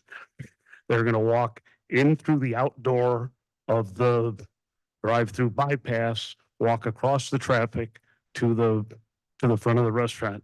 That's what kids are gonna do who are walking to McDonald's. And again, that people coming out of Dunham Road, turning right, to go north on Dunham, be able to go west on 75th Street, that backed up tonight on my way here. So, you know, I would be real curious to see the best case revenue projections for this McDonald's and what traffic that represents, rather than some navel gazing exercise about what happened in, my biggest concern here is the bike path. To do a traffic study in the dead of winter when there's 2 feet of snow on that bike path seems insane. Someone got killed 2 blocks down from here. The memorial is still sitting at the intersection. I just want to make sure the board is aware of that. Another point. Kids ride bikes, kids ride e-scooters, kids ride e-bikes, kids ride skateboards, kids do stupid things. They're kids. When you're on that bike path on the west side of Dunham, no one who is going east on 75th Street goes up to 75th Street. They jog over right where that new crosswalk is, take the sidewalk up, and then continue on there. Why? Because crossing Dunham Road on a bike is taking 30 seconds. is taking your life in your hands. 2 key points I want to make is Woodridge obligated to grant setback variances on both sides at a corner of the development simply because they were previously allowed. 20 feet too small, correct me if I'm wrong, on 75th Street, 26 feet too small on Dunham Road. I would add that these prior variances were granted long before 75th Street was 6 lanes. I don't believe there's any room to add. Sorry, sir, your time's up. To add a right turn lane, regardless of who grants the real estate for it. Thank you all. Thank you very much.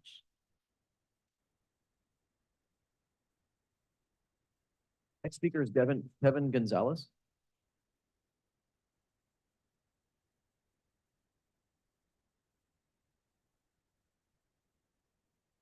Good evening and welcome.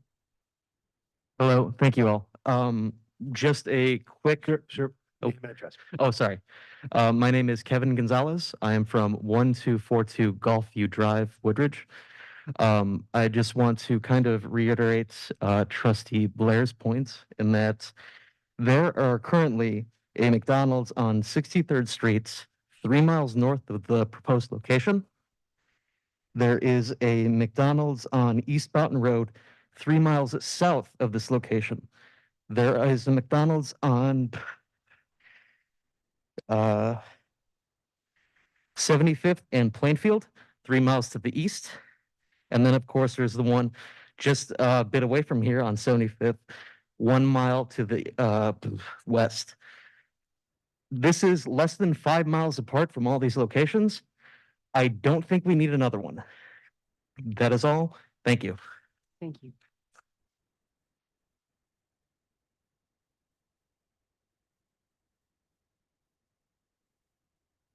Next speaker is Mary Johnston.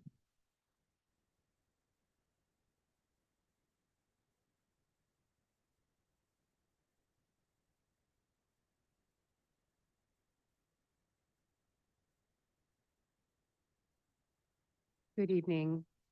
Hi, my name is Mary Lou Johnston. You can lower the microphone, make it. Mary Lou Johnston, a Thank little you. short, vertically challenged. I live at 1269 Gulfview Drive. I've lived in this neighborhood for approximately 24 years. I wanted to thank McDonald's or the developers for adding the handicap space after an email that we sent to you regarding that particular area, because that's a big concern to us, the handicap space on that end. One thing I wanted to impress on you also is the traffic jam that potentially is going to be at 75th and Dunham Road with staging, with people coming in. Now, someone had discussed that there's going to be an increase of 90 cars during peak time, which how many people are actually coming out of Dunham Road at that peak time also? Has there been any studies done for potential accidents for that area as far as emergency vehicles? The people who live in the subdivisions, there are 4 subdivisions that are currently there. On the 4th of July, one side of the road is always blocked out to allow for emergency vehicles, because on Richfield Court one time, there was an emergency situation and vehicles had to gain access and had to actually go through residential areas and on their grass, which to me isn't a big problem if they had to get there. But is this going to cause increased traffic increased congestion and increase the traffic situation that's going to cause a potential accident over there. I want to impress on everyone also is that that is the only access way for our residents to gain entry and get out of our subdivision. So not only between construction going on there or potential emergency vehicles being in that area, we will all be subject to being enclosed in those 4 neighborhoods without any way to get out. So I want to impress on them a safety hazard potentially, because McDonald's is going to bring in extra vehicles, extra consumers and things of that nature. It's going to cause extra congestion and potential safety hazards for our residents there. Thank you. Thank you. Next speaker is Carol Wyatt.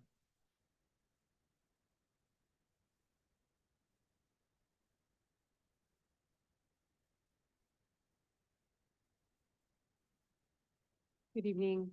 Hi, my name's Carol Wyatt. I live at 1261 Golfview Drive. I've lived there for about 30 years. I just want to point out that on Dunham and 75th, in addition to that being part of the Prairie Path, there is also a Pace bus stop there, which will impede the traffic.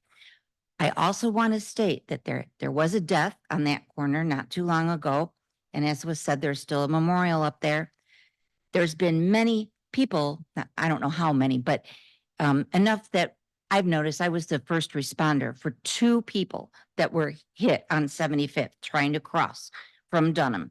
So that's pretty significant. School buses go down that way.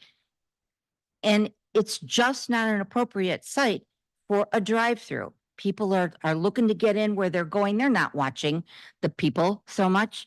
And if you want blood on your hands, then that's a good thing to put in there.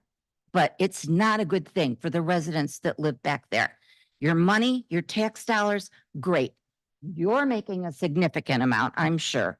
But for the residents who live there, it's not appropriate. Thank you. And next is Cynthia Williams.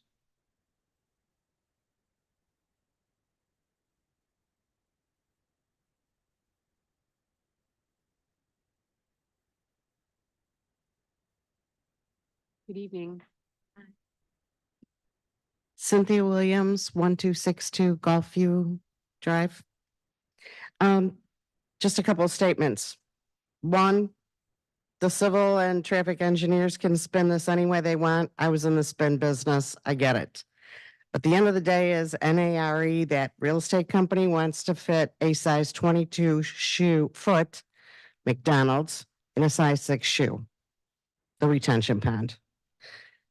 This room isn't packed because Woodridge residents are busy working and believe their elected officials and hired staff are working in their best interest. And we're all here and we're not in favor of this. Everybody loves McDonald's, but there is not enough room on that retention pond. The village trustees and employees have a fiduciary responsibility to not only economic growth, but first and foremost, to the residents. We implore you to vote no. If you lived off of Dunham Road and that was the only way in and out, you would vote no.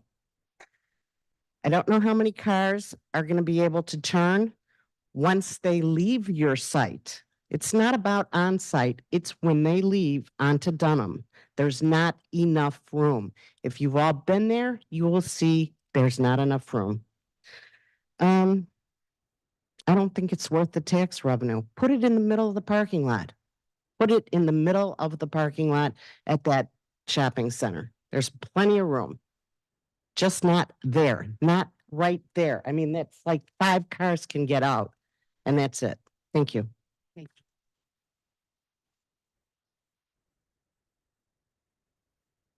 you. Next, am I pronouncing this right? Is it Angel Jones?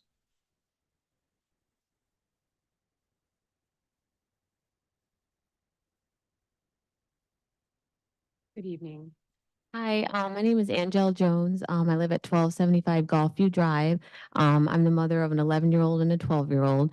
I'm a general surgeon. My husband's a cop in Evanston, and I kind of just feel like we're battling like all the time, not between each other, but up in Washington, there was testimony from social media, talking about that. I feel like I'm battling for my child's mind all the time and screen time and everything and just keeping them safe. And then I feel like we're battling for our kids' health also. So I'm just disappointed that we're trying to keep like a McDonald's, from that area. And I'm glad but sad that we mentioned the child that was killed on that corner. I see that memorial every day.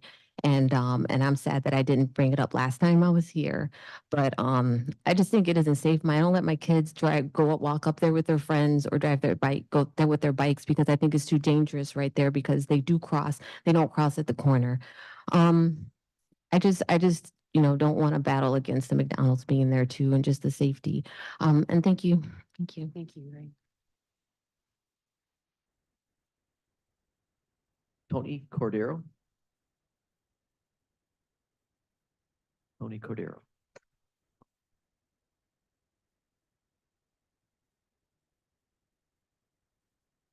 Good evening. Hello, everyone. My name is Tony Cordero, and I live at 1274 Golfview Drive, right next to Dr. Angel Jones. And some of what I was going to say has already been said a few times. But I do want to bring up that in some ways it seems like we are being egregiously ignored when NARE representatives, engineers, McDonald's are allowed to come up here repeatedly and we get our little 3 minutes. And when they come up, never do they bring up pedestrian safety or how we're going to get into and out of Dunham Road to home. They're talking about the traffic that goes into their McDonald's. I know it's all about profits, but it was troubling to find out that this has been planned. This has been in the planning for over a year. Thank you. Thank you. Next is Michael Wyatt.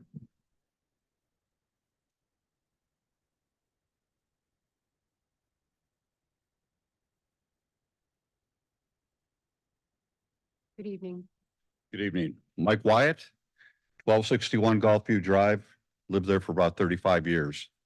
So I know what's going on around that area. Before I get started, first of all, I have a quick comment, just in a kind of a side note. First of all, that projection screen you have up there is way too small. You look at the audience here, we're not all 20 years old, okay? We cannot see the detail on these little drawings, okay? You had the parking spots, et cetera. And by the way, the parking spots, you shrunk them so that you could accommodate a number of parking spots in here versus the way they are in the rest of the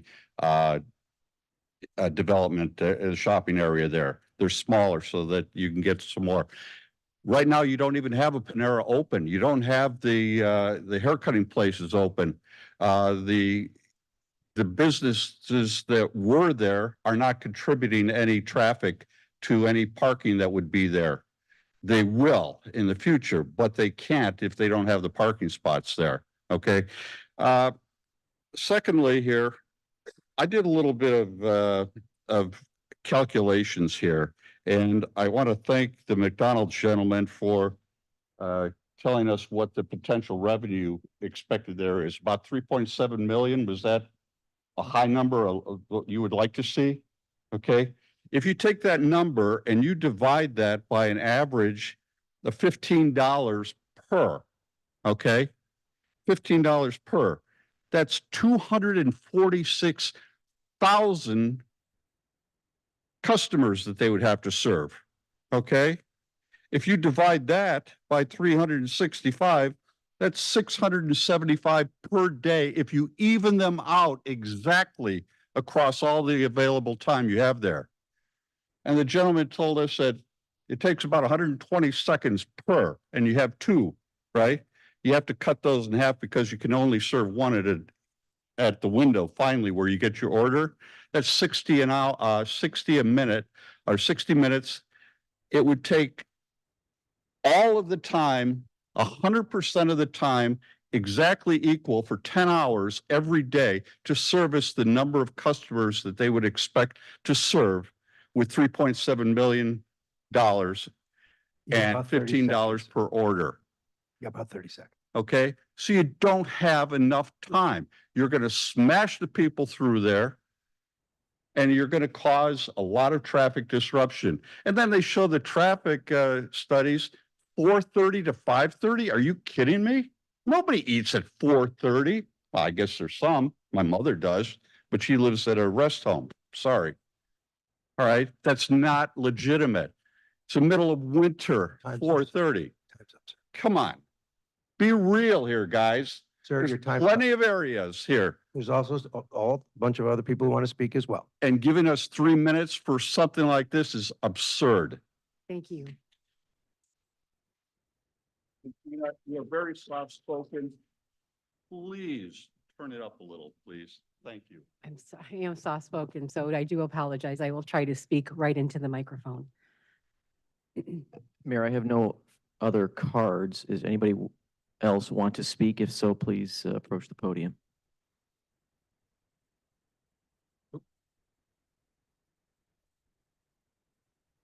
Hi, Good evening. Good evening. Wayne Lake. I live in Richfield Court, 1228 Richfield Court for 22 years. Just one little thing. I don't know if you guys saw it, January 12th in the Tribune.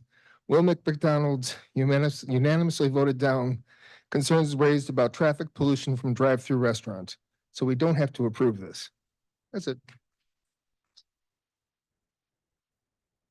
Anyone else that would like to address the village board, please? And did you have a card? Okay, you'd like to take that when you're done. Hi, my name is Jen Adelman McCarthy. I live at 7822 Dunham. Some of the points that I've wanted to bring up have already been mentioned, so I'll go on to the other ones. First of all, the flooding on Dunham, it's not from the golf course. I walk that bike path 2-3 times a day. My neighbors can attest. They see me out walking my dog several times a day. The bike path isn't flooded, Dunham is. So that is not just from the golf course. Coming up Dunham, when you come to that intersection where the cars are coming out of the parking lot from the shopping center, we're backed up. They're blocking our intersection. If you want to take a right, there's cars backed up trying to take a left. They block the intersection. We can't get down Dunham to take a right if you want to take a right already. So if you're increasing the traffic, if they're saying, oh, 90 cars during peak hours, we already have 90 cars going through, that's doubling the traffic. We're not going to get down the road. I'm going to have to, allocate an extra 5-10 minutes to get out of the road. You also are not taking into account that bike path. Now that you've built this beautiful bike path that connects Ides East and Ides West, that bike path is extremely heavily used by school kids. On a day, especially half days of schools, you see tons of school kids coming up that bike path, going up. It's a great shopping center. We have the boba place the kids love. We have Five Below that the kids love. You have the new Pop Shelf. You have the Full Place. The kids love walking up there. It's a huge treat. I have a high schooler and a junior high kid. It's a huge treat for me. I did all my chores. Can I have $10 so I can go up and get a boba and go to Five Below? They walk up. They know they cross before they get to the new intersection or the new subdivision, because it's not safe to cross the road further up Dunham. There's no way that it's safe to cross Dunham at 75th Street. It's been that way since I've moved there, and I've lived there for 22 years. Thank you very much. Thank you.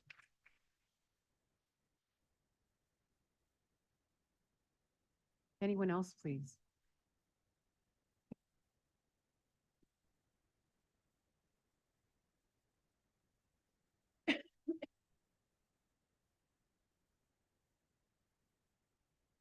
Good evening. Good evening. My name is Ken Johnson. I live at 1255 Gulfview. I've been a Woodridge resident since 1977. And it was one of the first homes into the Dunham Knolls area, so I know all about the intersection and whatnot. Everything has been said here, I believe. There's going to be traffic surges when the movie theater lets out. And of course, on 4th of July, they'll probably just have to close the McDonald's because that pushes everything over the top. But the thing I don't think was considered here is we didn't get a notice about this because most of these homes are beyond that 500-foot rule. And this congestion problem is really going to be at the end of our driveway.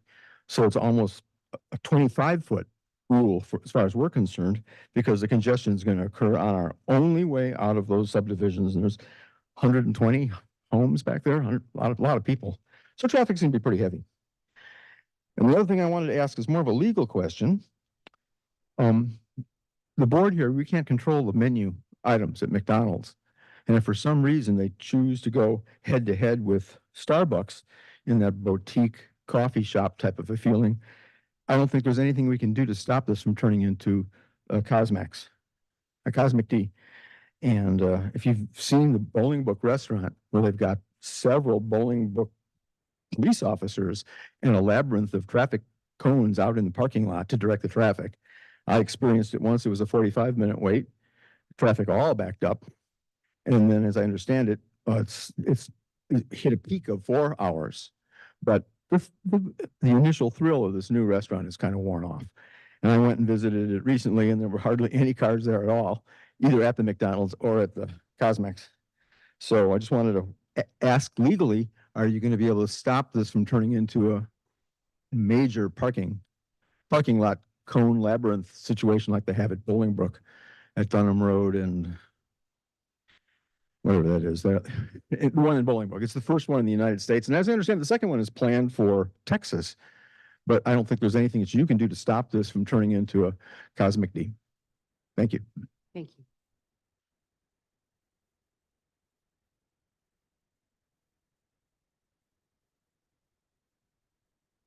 Anyone else, please?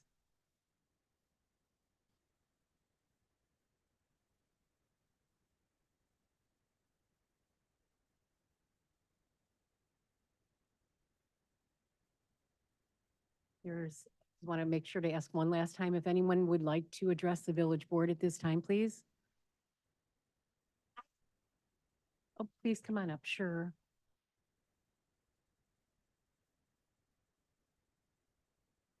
I know you've already addressed the village board, but please, go ahead. Carol Wyatt, 1261 Gulfview. The traffic study that was recently done, was that done on one day? And does anybody know what the temperature was on that day?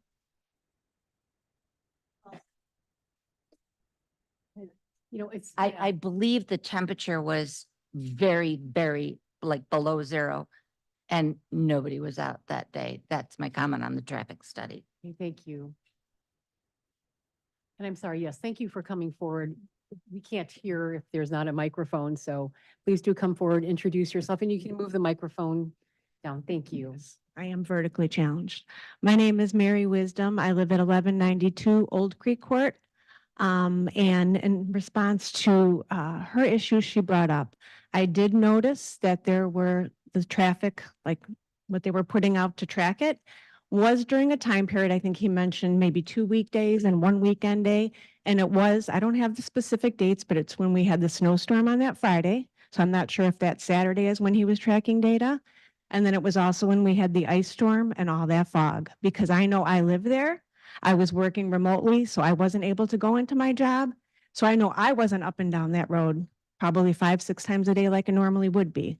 But that was a point. I know he said the traffic was decreased immensely during that time, and that is true.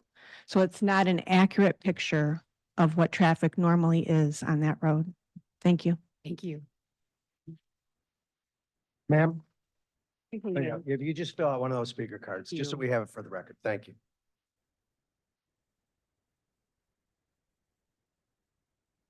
Anyone else, please?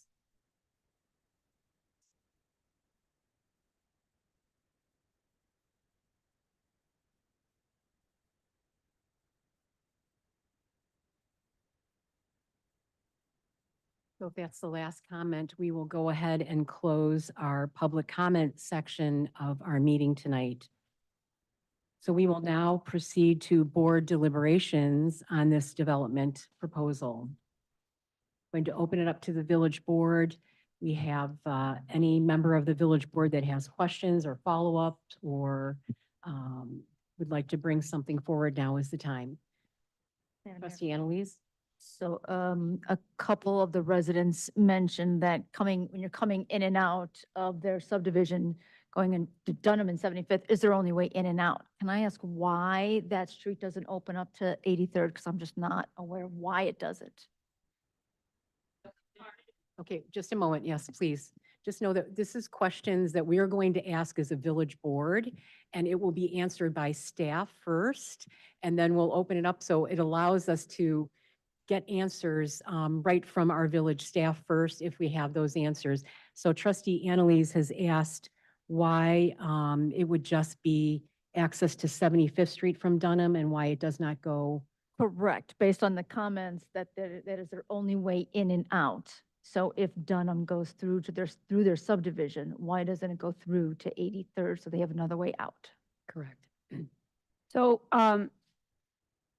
back in July 8th of 1999, there's some meeting minutes that I referenced that some senior staff pointed to help me understand the history. Again, as I mentioned, in 1985, the village's comprehensive plan indicated Dunham Road would be extended from its current point of termination all the way to 83rd Street.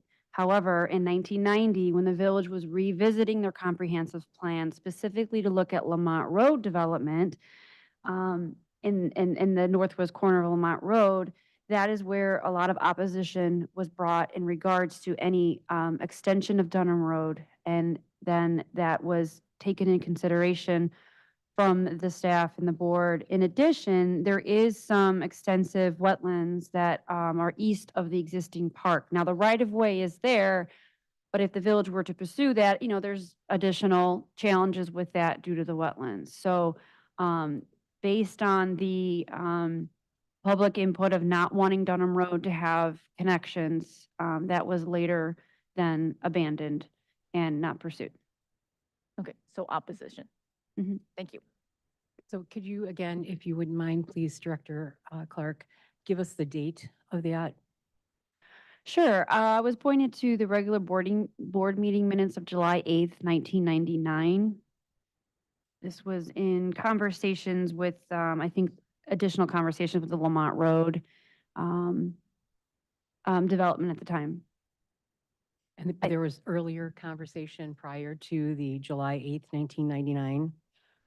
Right. This was testimony from the staff giving the history that in 1990 there was a public hearing, and I could go back and pull those as well. And this is where the comprehensive plan was being reconsidered, and the Dunham Road improvements were mentioned at that time. If there would be, a desire to continue that road south or east. Again, the desire was to limit the amount of curb cuts on Lamont Road as Lamont properties were developing.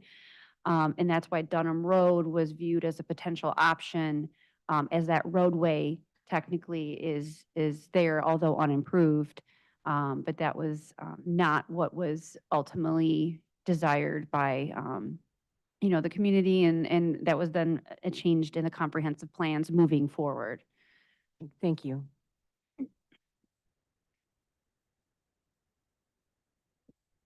Anyone else? Trustee Madam Mayor? Kristoff? Yes, please. This would be a question for John. It's a follow-up on Trustee Annalise's question regarding your owning the store on 75th and Janes. You would not, if this is granted, you will not be closing that store, correct? Mr. Canaggio, you come up, and I'm sorry to make you come up and say one word, but you got to come up and say it on the record. That's correct. We'd be keeping both restaurants open. Okay, thank you. Anyone else, please? No other questions? Madam Mayor. Yes, please. I've listened to everything. I've read everything. We've been inundated with information. I'm struggling. I'll be honest with everybody. I'm struggling with this for a lot of different reasons. but I keep going back to a comment that trustee Page made. And I feel like that's a piece of information I would like when she talked about the traffic in the mall. We don't have anything that would give us an indication of how the actual mall traffic would be. And I personally would like to see that as well. Like I said, I'm struggling. I see both sides. I've heard all the arguments, both sides.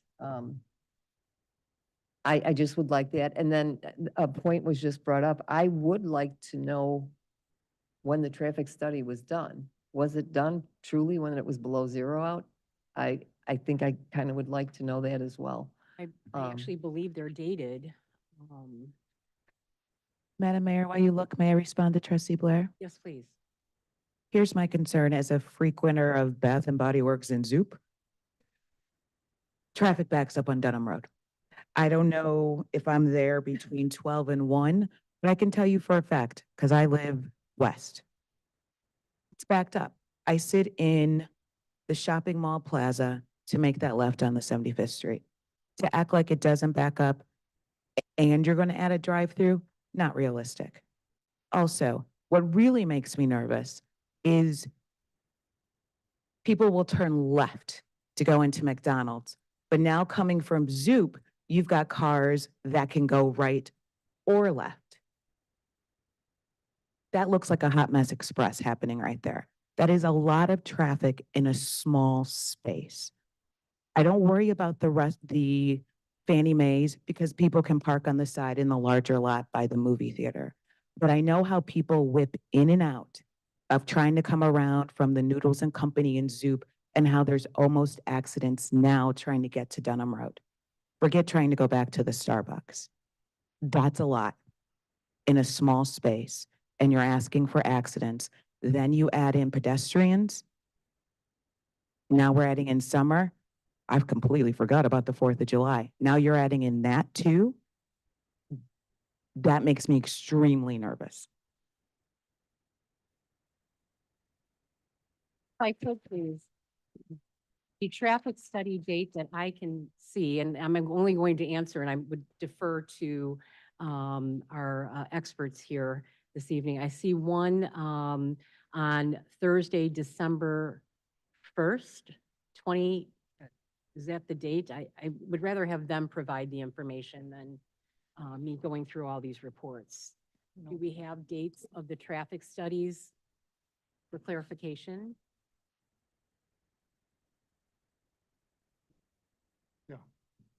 In the winter. Yeah, the accounts that we were done for the intersection of Dunham and 75th was on Thursday, December 1st, 2022, and then Saturday, December 3rd, 2022. 2022 or 2023, sir? 2022. That's, so they're more than a year old. just to Yes, be they clear. are. Yes, yeah. So, excuse me, everyone, please. Thank you.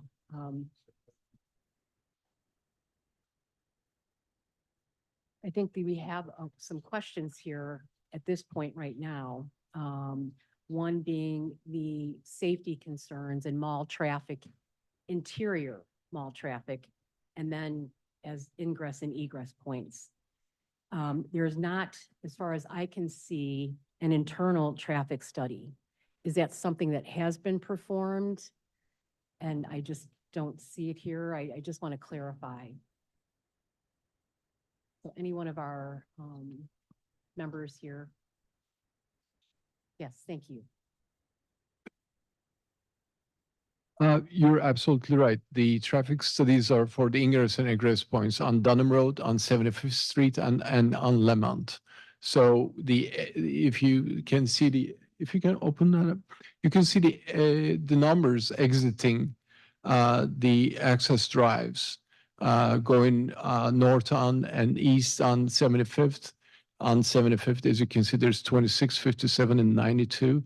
And then on Lemont Road, you can see the entrance and exit numbers. Also in the small boxes on A and B, those are the numbers within the access drive. So if you're asking literally inside the shopping center, we cannot. I mean, you need to have an access point, a intersection point to have some kind of a study done.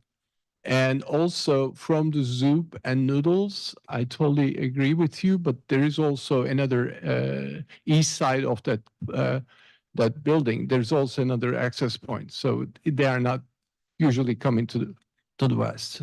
People are also have an access point on the east. Anyway, Aye. Yes, please. Like I said, I've been struggling with this, listening to both sides. I see both sides, but I cannot make any kind of a determination until we get a more current traffic study. Right. Traffic study's a year old. I personally want to see something that's more current. So that would be the second point, is an updated traffic study. Because I noted the date as you provided in December 1st, 2022. And also the internal traffic study. If those are items for consideration, we would ask for, I think, some maybe time for the village board to be able to follow up on some of these questions and need some answers before a decision would be made. If that's what I'm hearing from my fellow board members. I know Trustee Blair, like to just go right down the line. Trustee Martinez. Basically, the internal traffic study that was mentioned, I think it's important.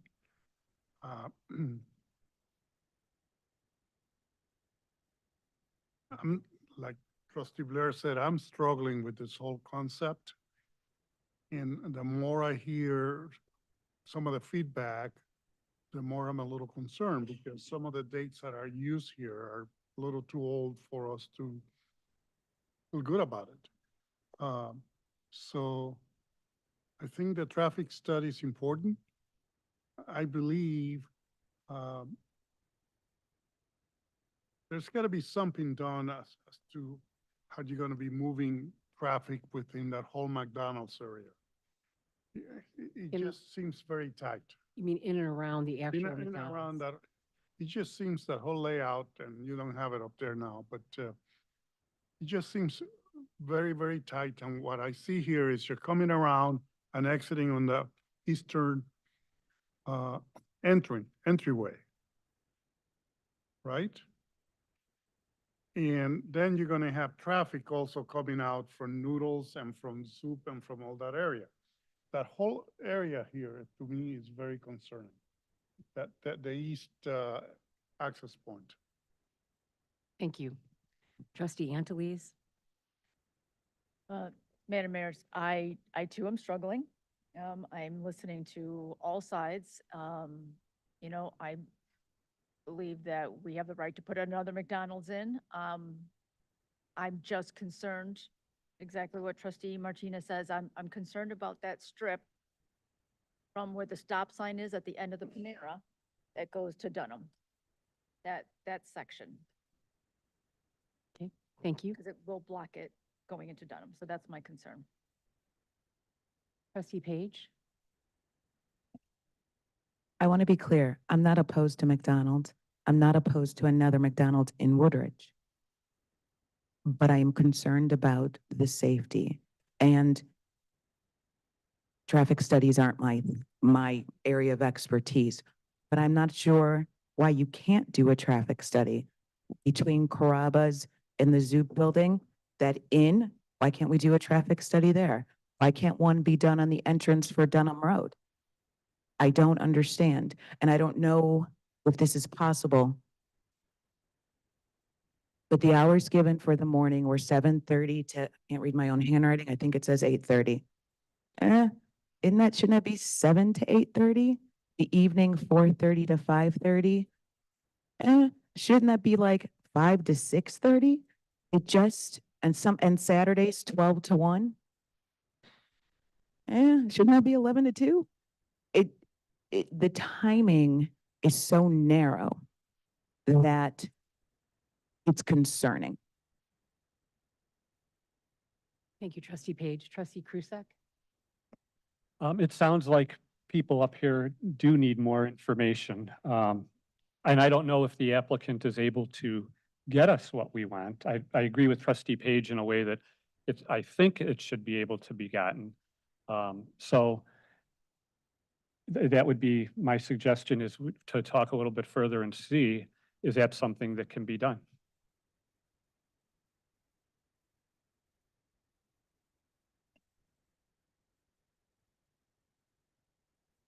Thank you for coming back up. So Yeah, no problem. So just to clarify, trustee Page, the hours that I specified, these are the peak hours. So we do counts over a 2-hour window, 7 to 9, 4 to 6, 11:30 to 1:30, to pick up the 1 hour when the traffic is at its highest. And the reason we focus on those hours is because that's the commuter time. So, if you go count on 75th on a weekday at 10 or 11 a.m., that traffic is going to be substantially lower than what we measured between 7 and 9. And the same thing 4 to 6, because those are the commuter hours when the traffic is at its highest. Very typical in traffic engineering. That's all how traffic studies are based on. So you could tell me the traffic count between 7 and 8:30 right now. We have the counts between 7 and 9. We counted 7 to 9, and out of What are that- those numbers? I don't have the number. It's in the appendix of the report. But the numbers that you see on the screen, these are representative of 1 hour out of the 2 hours for each period. But I 'Cause think what we're saying is, we want more. I think what we're saying is, we understand you're giving us an hour. Now give us an hour and a half. well, actually, Okay, but our analysis is based on a 1 hour. This whole modeling and traffic engineering and the capacity manual is based on a 1 hour. I can summarize for you what the traffic count at the intersection is in 15-minute intervals. It's in the report, in the appendix. But doesn't mean anything. It will show you the pattern, it show you the fluctuation, but in terms of analysis, you base it on a 1 hour period because that's what represents the highest amount of traffic that is going through that intersection. Okay. So, but I can certainly simplify it and put in a table so you can see the 15-minute fluctuation. As far as internal intersections, we're happy to go back and look at these couple of intersections where the McDonald's driveways are going to be and what they line up with, and pick up the movements in and out and do the same analysis that we have done. But we have picked up the driveway. Where it's called out as call out A, letter A, that's the intersection of the entrance to the shopping center of Dunham. So we looked at that distance. We looked at the interaction of the traffic coming out of the shopping center and how it interacts with the signal. We recognize there are times when traffic has to wait to get out. But again, like I said in my testimony, most of the time, the traffic clears the intersection. There are times that the stragglers will get hung up and wait, but most of the time, traffic clears the intersection. if I could please add to trustee Page's request for more information regarding the traffic study. I think it would be good to have, in addition to the actual weekday peak time being expanded, what is also the traffic right on Dunham Road, 75th Street at Dunham at that same time? Yes. So we can compare and have accurate information. And then the peak time on Saturday or your midday peak time, Saturdays, would that not have more than one session? Like, wouldn't you think still morning and afternoon and evening should be looked at? It's a restaurant that's open, and could have substantial traffic during those peak times on the weekend as well? Again, I understand studies, what you're saying. yeah, Go studies ahead, of shopping centers, typically, they peak early afternoon.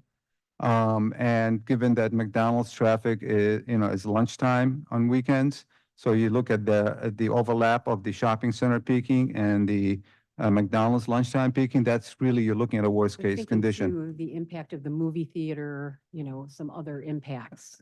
That's true, but the, rest of the shopping center, the other tenants are probably not operating at peak. The traffic on 75th Street is not at its highest. So, you look collectively, you can't just focus on one use and assume that's going to be the peak traffic generator of the entirety of the study area. You have to look at all the other components and to arrive at the overall peak. And typically the 12 to 2 at a shopping center is where you find the peak hour of the shopping center and the adjacent 75th Street, given, the adjacency to other shopping centers at the other corners. But it is possible to expand this. We can certainly take a look just to kind of, again, prove the point that the traffic will be lower at that point, at that time. Thank you very much. Trustee Kagan, and then we'll be right with you. Yes, Trustee Kagan. Thank you, Mayor.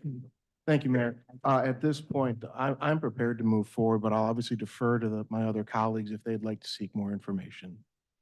Thank you very much. Would you just confer with our attorney?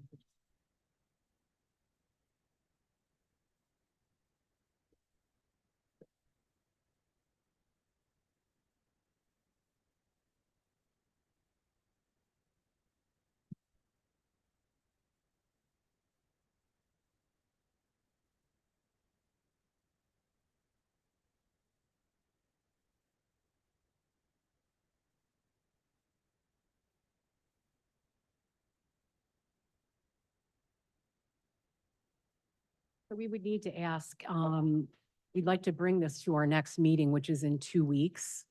Is it possible to complete the studies that we've asked for within that time frame? And if not, what time frame do you need?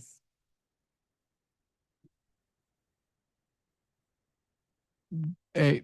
We need at least 4 weeks. 4 weeks? Uh-huh. Madam Mayor, Yes, please.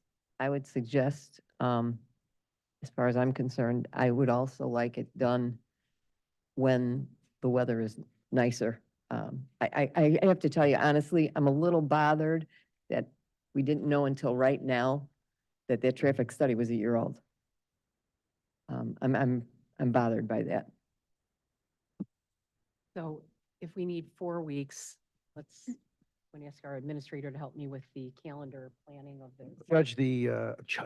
Mayor, sorry. I got my lawyer's hat on, I can't help. Mayor, the next meeting is obviously February 15th, then you would have meetings on March 7th and March 21st.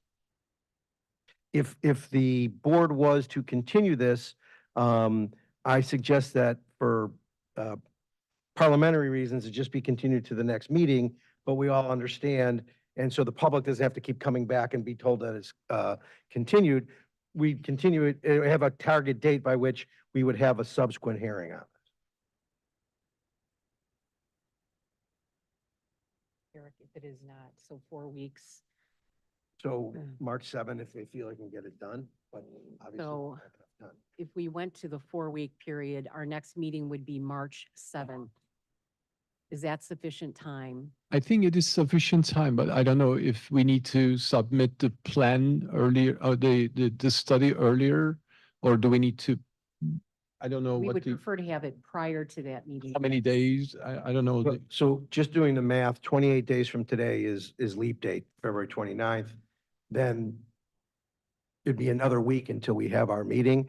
Our packets have to be done by March 1st. So if you can get it to us, again, we want to, I think everybody wants the information. So we want to make sure that we're not setting everybody up to fail. Totally fine, but I think, I mean, if we can push it one more, because I can see that also the weather needs to be nice too. So we need to pick up a nice day. Hopefully we'll have a nice day. So, All right, well, the meeting after that would be March 21st. okay. I mean, I think hopefully we'll have a good day, and then our engineering team will be waiting for it. And then that week, we're going to do a new study and also include the interior of the shopping center, of course. As well as, again, that's expanding the times of the actual peak time. Correct. And then also looking at, this is just myself requesting the traffic study at Dunham and 75th Street for those exact peak times instead Correct. of just. Yeah, Okay. we'll do this traffic, the full traffic study, plus we will add the interior roadways, the intersections on the North Access Drive. Okay, let's just confirm we would have it in hand. Well, certainly in order to be in the packet, it's got to be in hand by March 15th for the March 21st meeting, March 15th, before March 15th, because that's the day the packet goes out.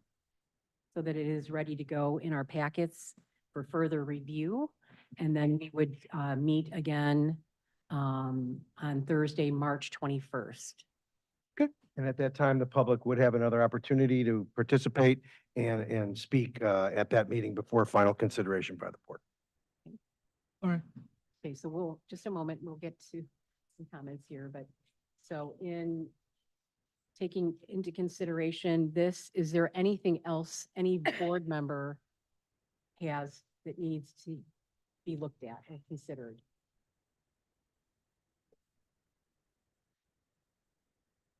So I know I have a person with their hand, but you need to come up. So, yep, thank you very much. Thank you, sir. Please introduce yourself. I know you've been up here before. Thank you. Angel Jones, 1275 Gulfview Drive.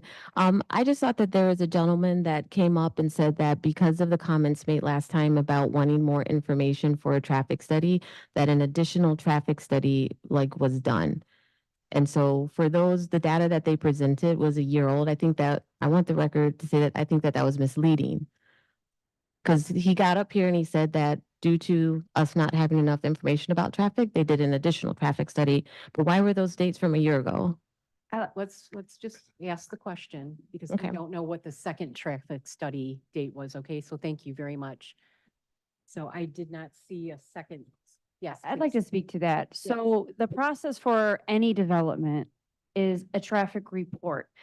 And, like most of these developments, there is a lot of engineering, site planning that the development team has to pull together in order for staff to review. And one of those things is a traffic report. And they do a traffic report, which gives you a sense of what is the traffic that is happening in the area. They give you the traffic that is on the existing road systems. They, through a lot of, and I don't want to misspeak, I'm not a traffic engineer, but this is very commonly done. We don't ask for updated traffic reports every month up until they get to the development because there's enough data analysis that they're able to derive some assumptions on how the site will work. It's taken them a year to even get in front of a board because that's how much work's involved in ensuring that the site engineering complies with all the codes, not even just the village codes, the county, the stormwater. I mean, this is something that, it does take a lot of time. Staff has to review it. We have to do a lot of things. So it is not uncommon that a traffic report, they conducted it as part of their submittal to us to even get us to review it. Now, no, don't disagree if there's some issues with the traffic report and due to new evidence needs to be updated. The development did, after the plan commission, go out and hire KLOA to go back out, which is in the report. It's on the top of the traffic report as an addendum on January 17th from 7 to 9 a.m. and 4 to 6 p.m. On Friday, January 19th, 7 to 9 a.m., 4 to 6, and on Saturday, January 20th, 11 to 2 p.m. That was in response to them trying to demonstrate that we can do this again and we can show that the numbers are still going to kind of fall in line based on the historical data and the traffic report. So it's not uncommon that traffic reports are going to be done at a point of time and the development takes several months to get in front of a plan commission and a board, but it doesn't negate the data per se. And but if we Mayor, could, just to yes. expound on that, I think it's in response to one of the trustees' questions about what the weather was on those dates. It looks like on January 17th, the weather was in the low teens with nasty wind chill. And on the 19th, again, it was in single digits with below zero wind chill. And it was the third day, the 21st, Mayor, or 20th. And on that date, it was, again, around zero, got up in the high single digits with low wind chill. So I'm not a weatherman. I can't say what that does to traffic. I think everyone can draw their own conclusions, but that, I believe trustee Blair, you had asked that question, so Right, that's so the let's information. just clarify for the record. This is an updated data collection summary for the Village of Woodridge performed on, and these are the dates, Wednesday, January 17th, 2024, from 7 to 9 a.m. and 4 to 6 p.m. Then again, Friday, January 19th, 2024, 7 a.m. to 9 a.m. and 4 to 6 p.m. And then Saturday, January 20th, 2024, from 11 a.m. until 2 p.m. So the report is in our file, and I thank our attorney for finding this document because we have an excessive amount of information. So I did want to bring that forward. The actual date of the memo again is January 26th, 2024 from KLOA. And Mayor, that is page 175 of your packet, in case you're looking for it yourself. Thank you. Thank you very much. So I hope that helps to answer the question. Okay, so before us, going to ask consideration to continue this. And again, the recommendation, probably you'd want to make an omnibus motion for all three of the items that are before the board and the administrator's report. That would be item 10A, which is the ordinance granting a major amendment to an approved final plan and plat of planned unit development. B would be resolution authorizing a certain improvement agreement regarding this property. And C would be a resolution regarding a certain traffic regulation agreement concerning this property. Our recommendation would be that you continue it to our next meeting. And again, for reasons that are technical but necessary, it wouldn't be brought forward. So I wouldn't want to have anybody come either from the petitioner or the public unnecessarily, but it would be continued to the next meeting, which would then be continued to the next meeting, which would then be continued to the meeting on the 21st of March for consideration. And there is a good reason for that. Yes. All that being said, I'm going to ask for a motion to approve the continuance on that as an omnibus, those three items as stated by Attorney Pat. Going to ask for a motion, please. So moved. Thank you, Trustee Page. A second? Second. Thank you, Trustee Blair. Any discussion on this? Seeing none, if our clerk would please call the roll. Trustee Krusek?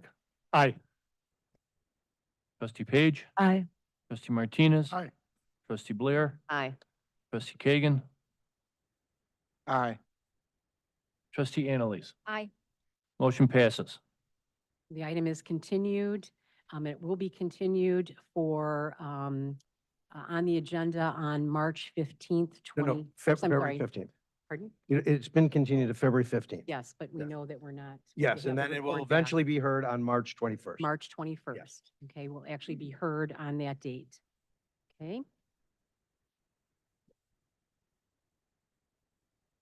With no other further active agenda items or unfinished or new business to come before the board, we are at adjournment. We thank everyone for being here this evening. Going to ask please for a motion to adjourn our regular meeting of the village board. A motion? So moved. Thank you, Trustee Krusek. A second? Second. Thank you. And all those in favor, please say aye. Aye. Anyone opposed? Motion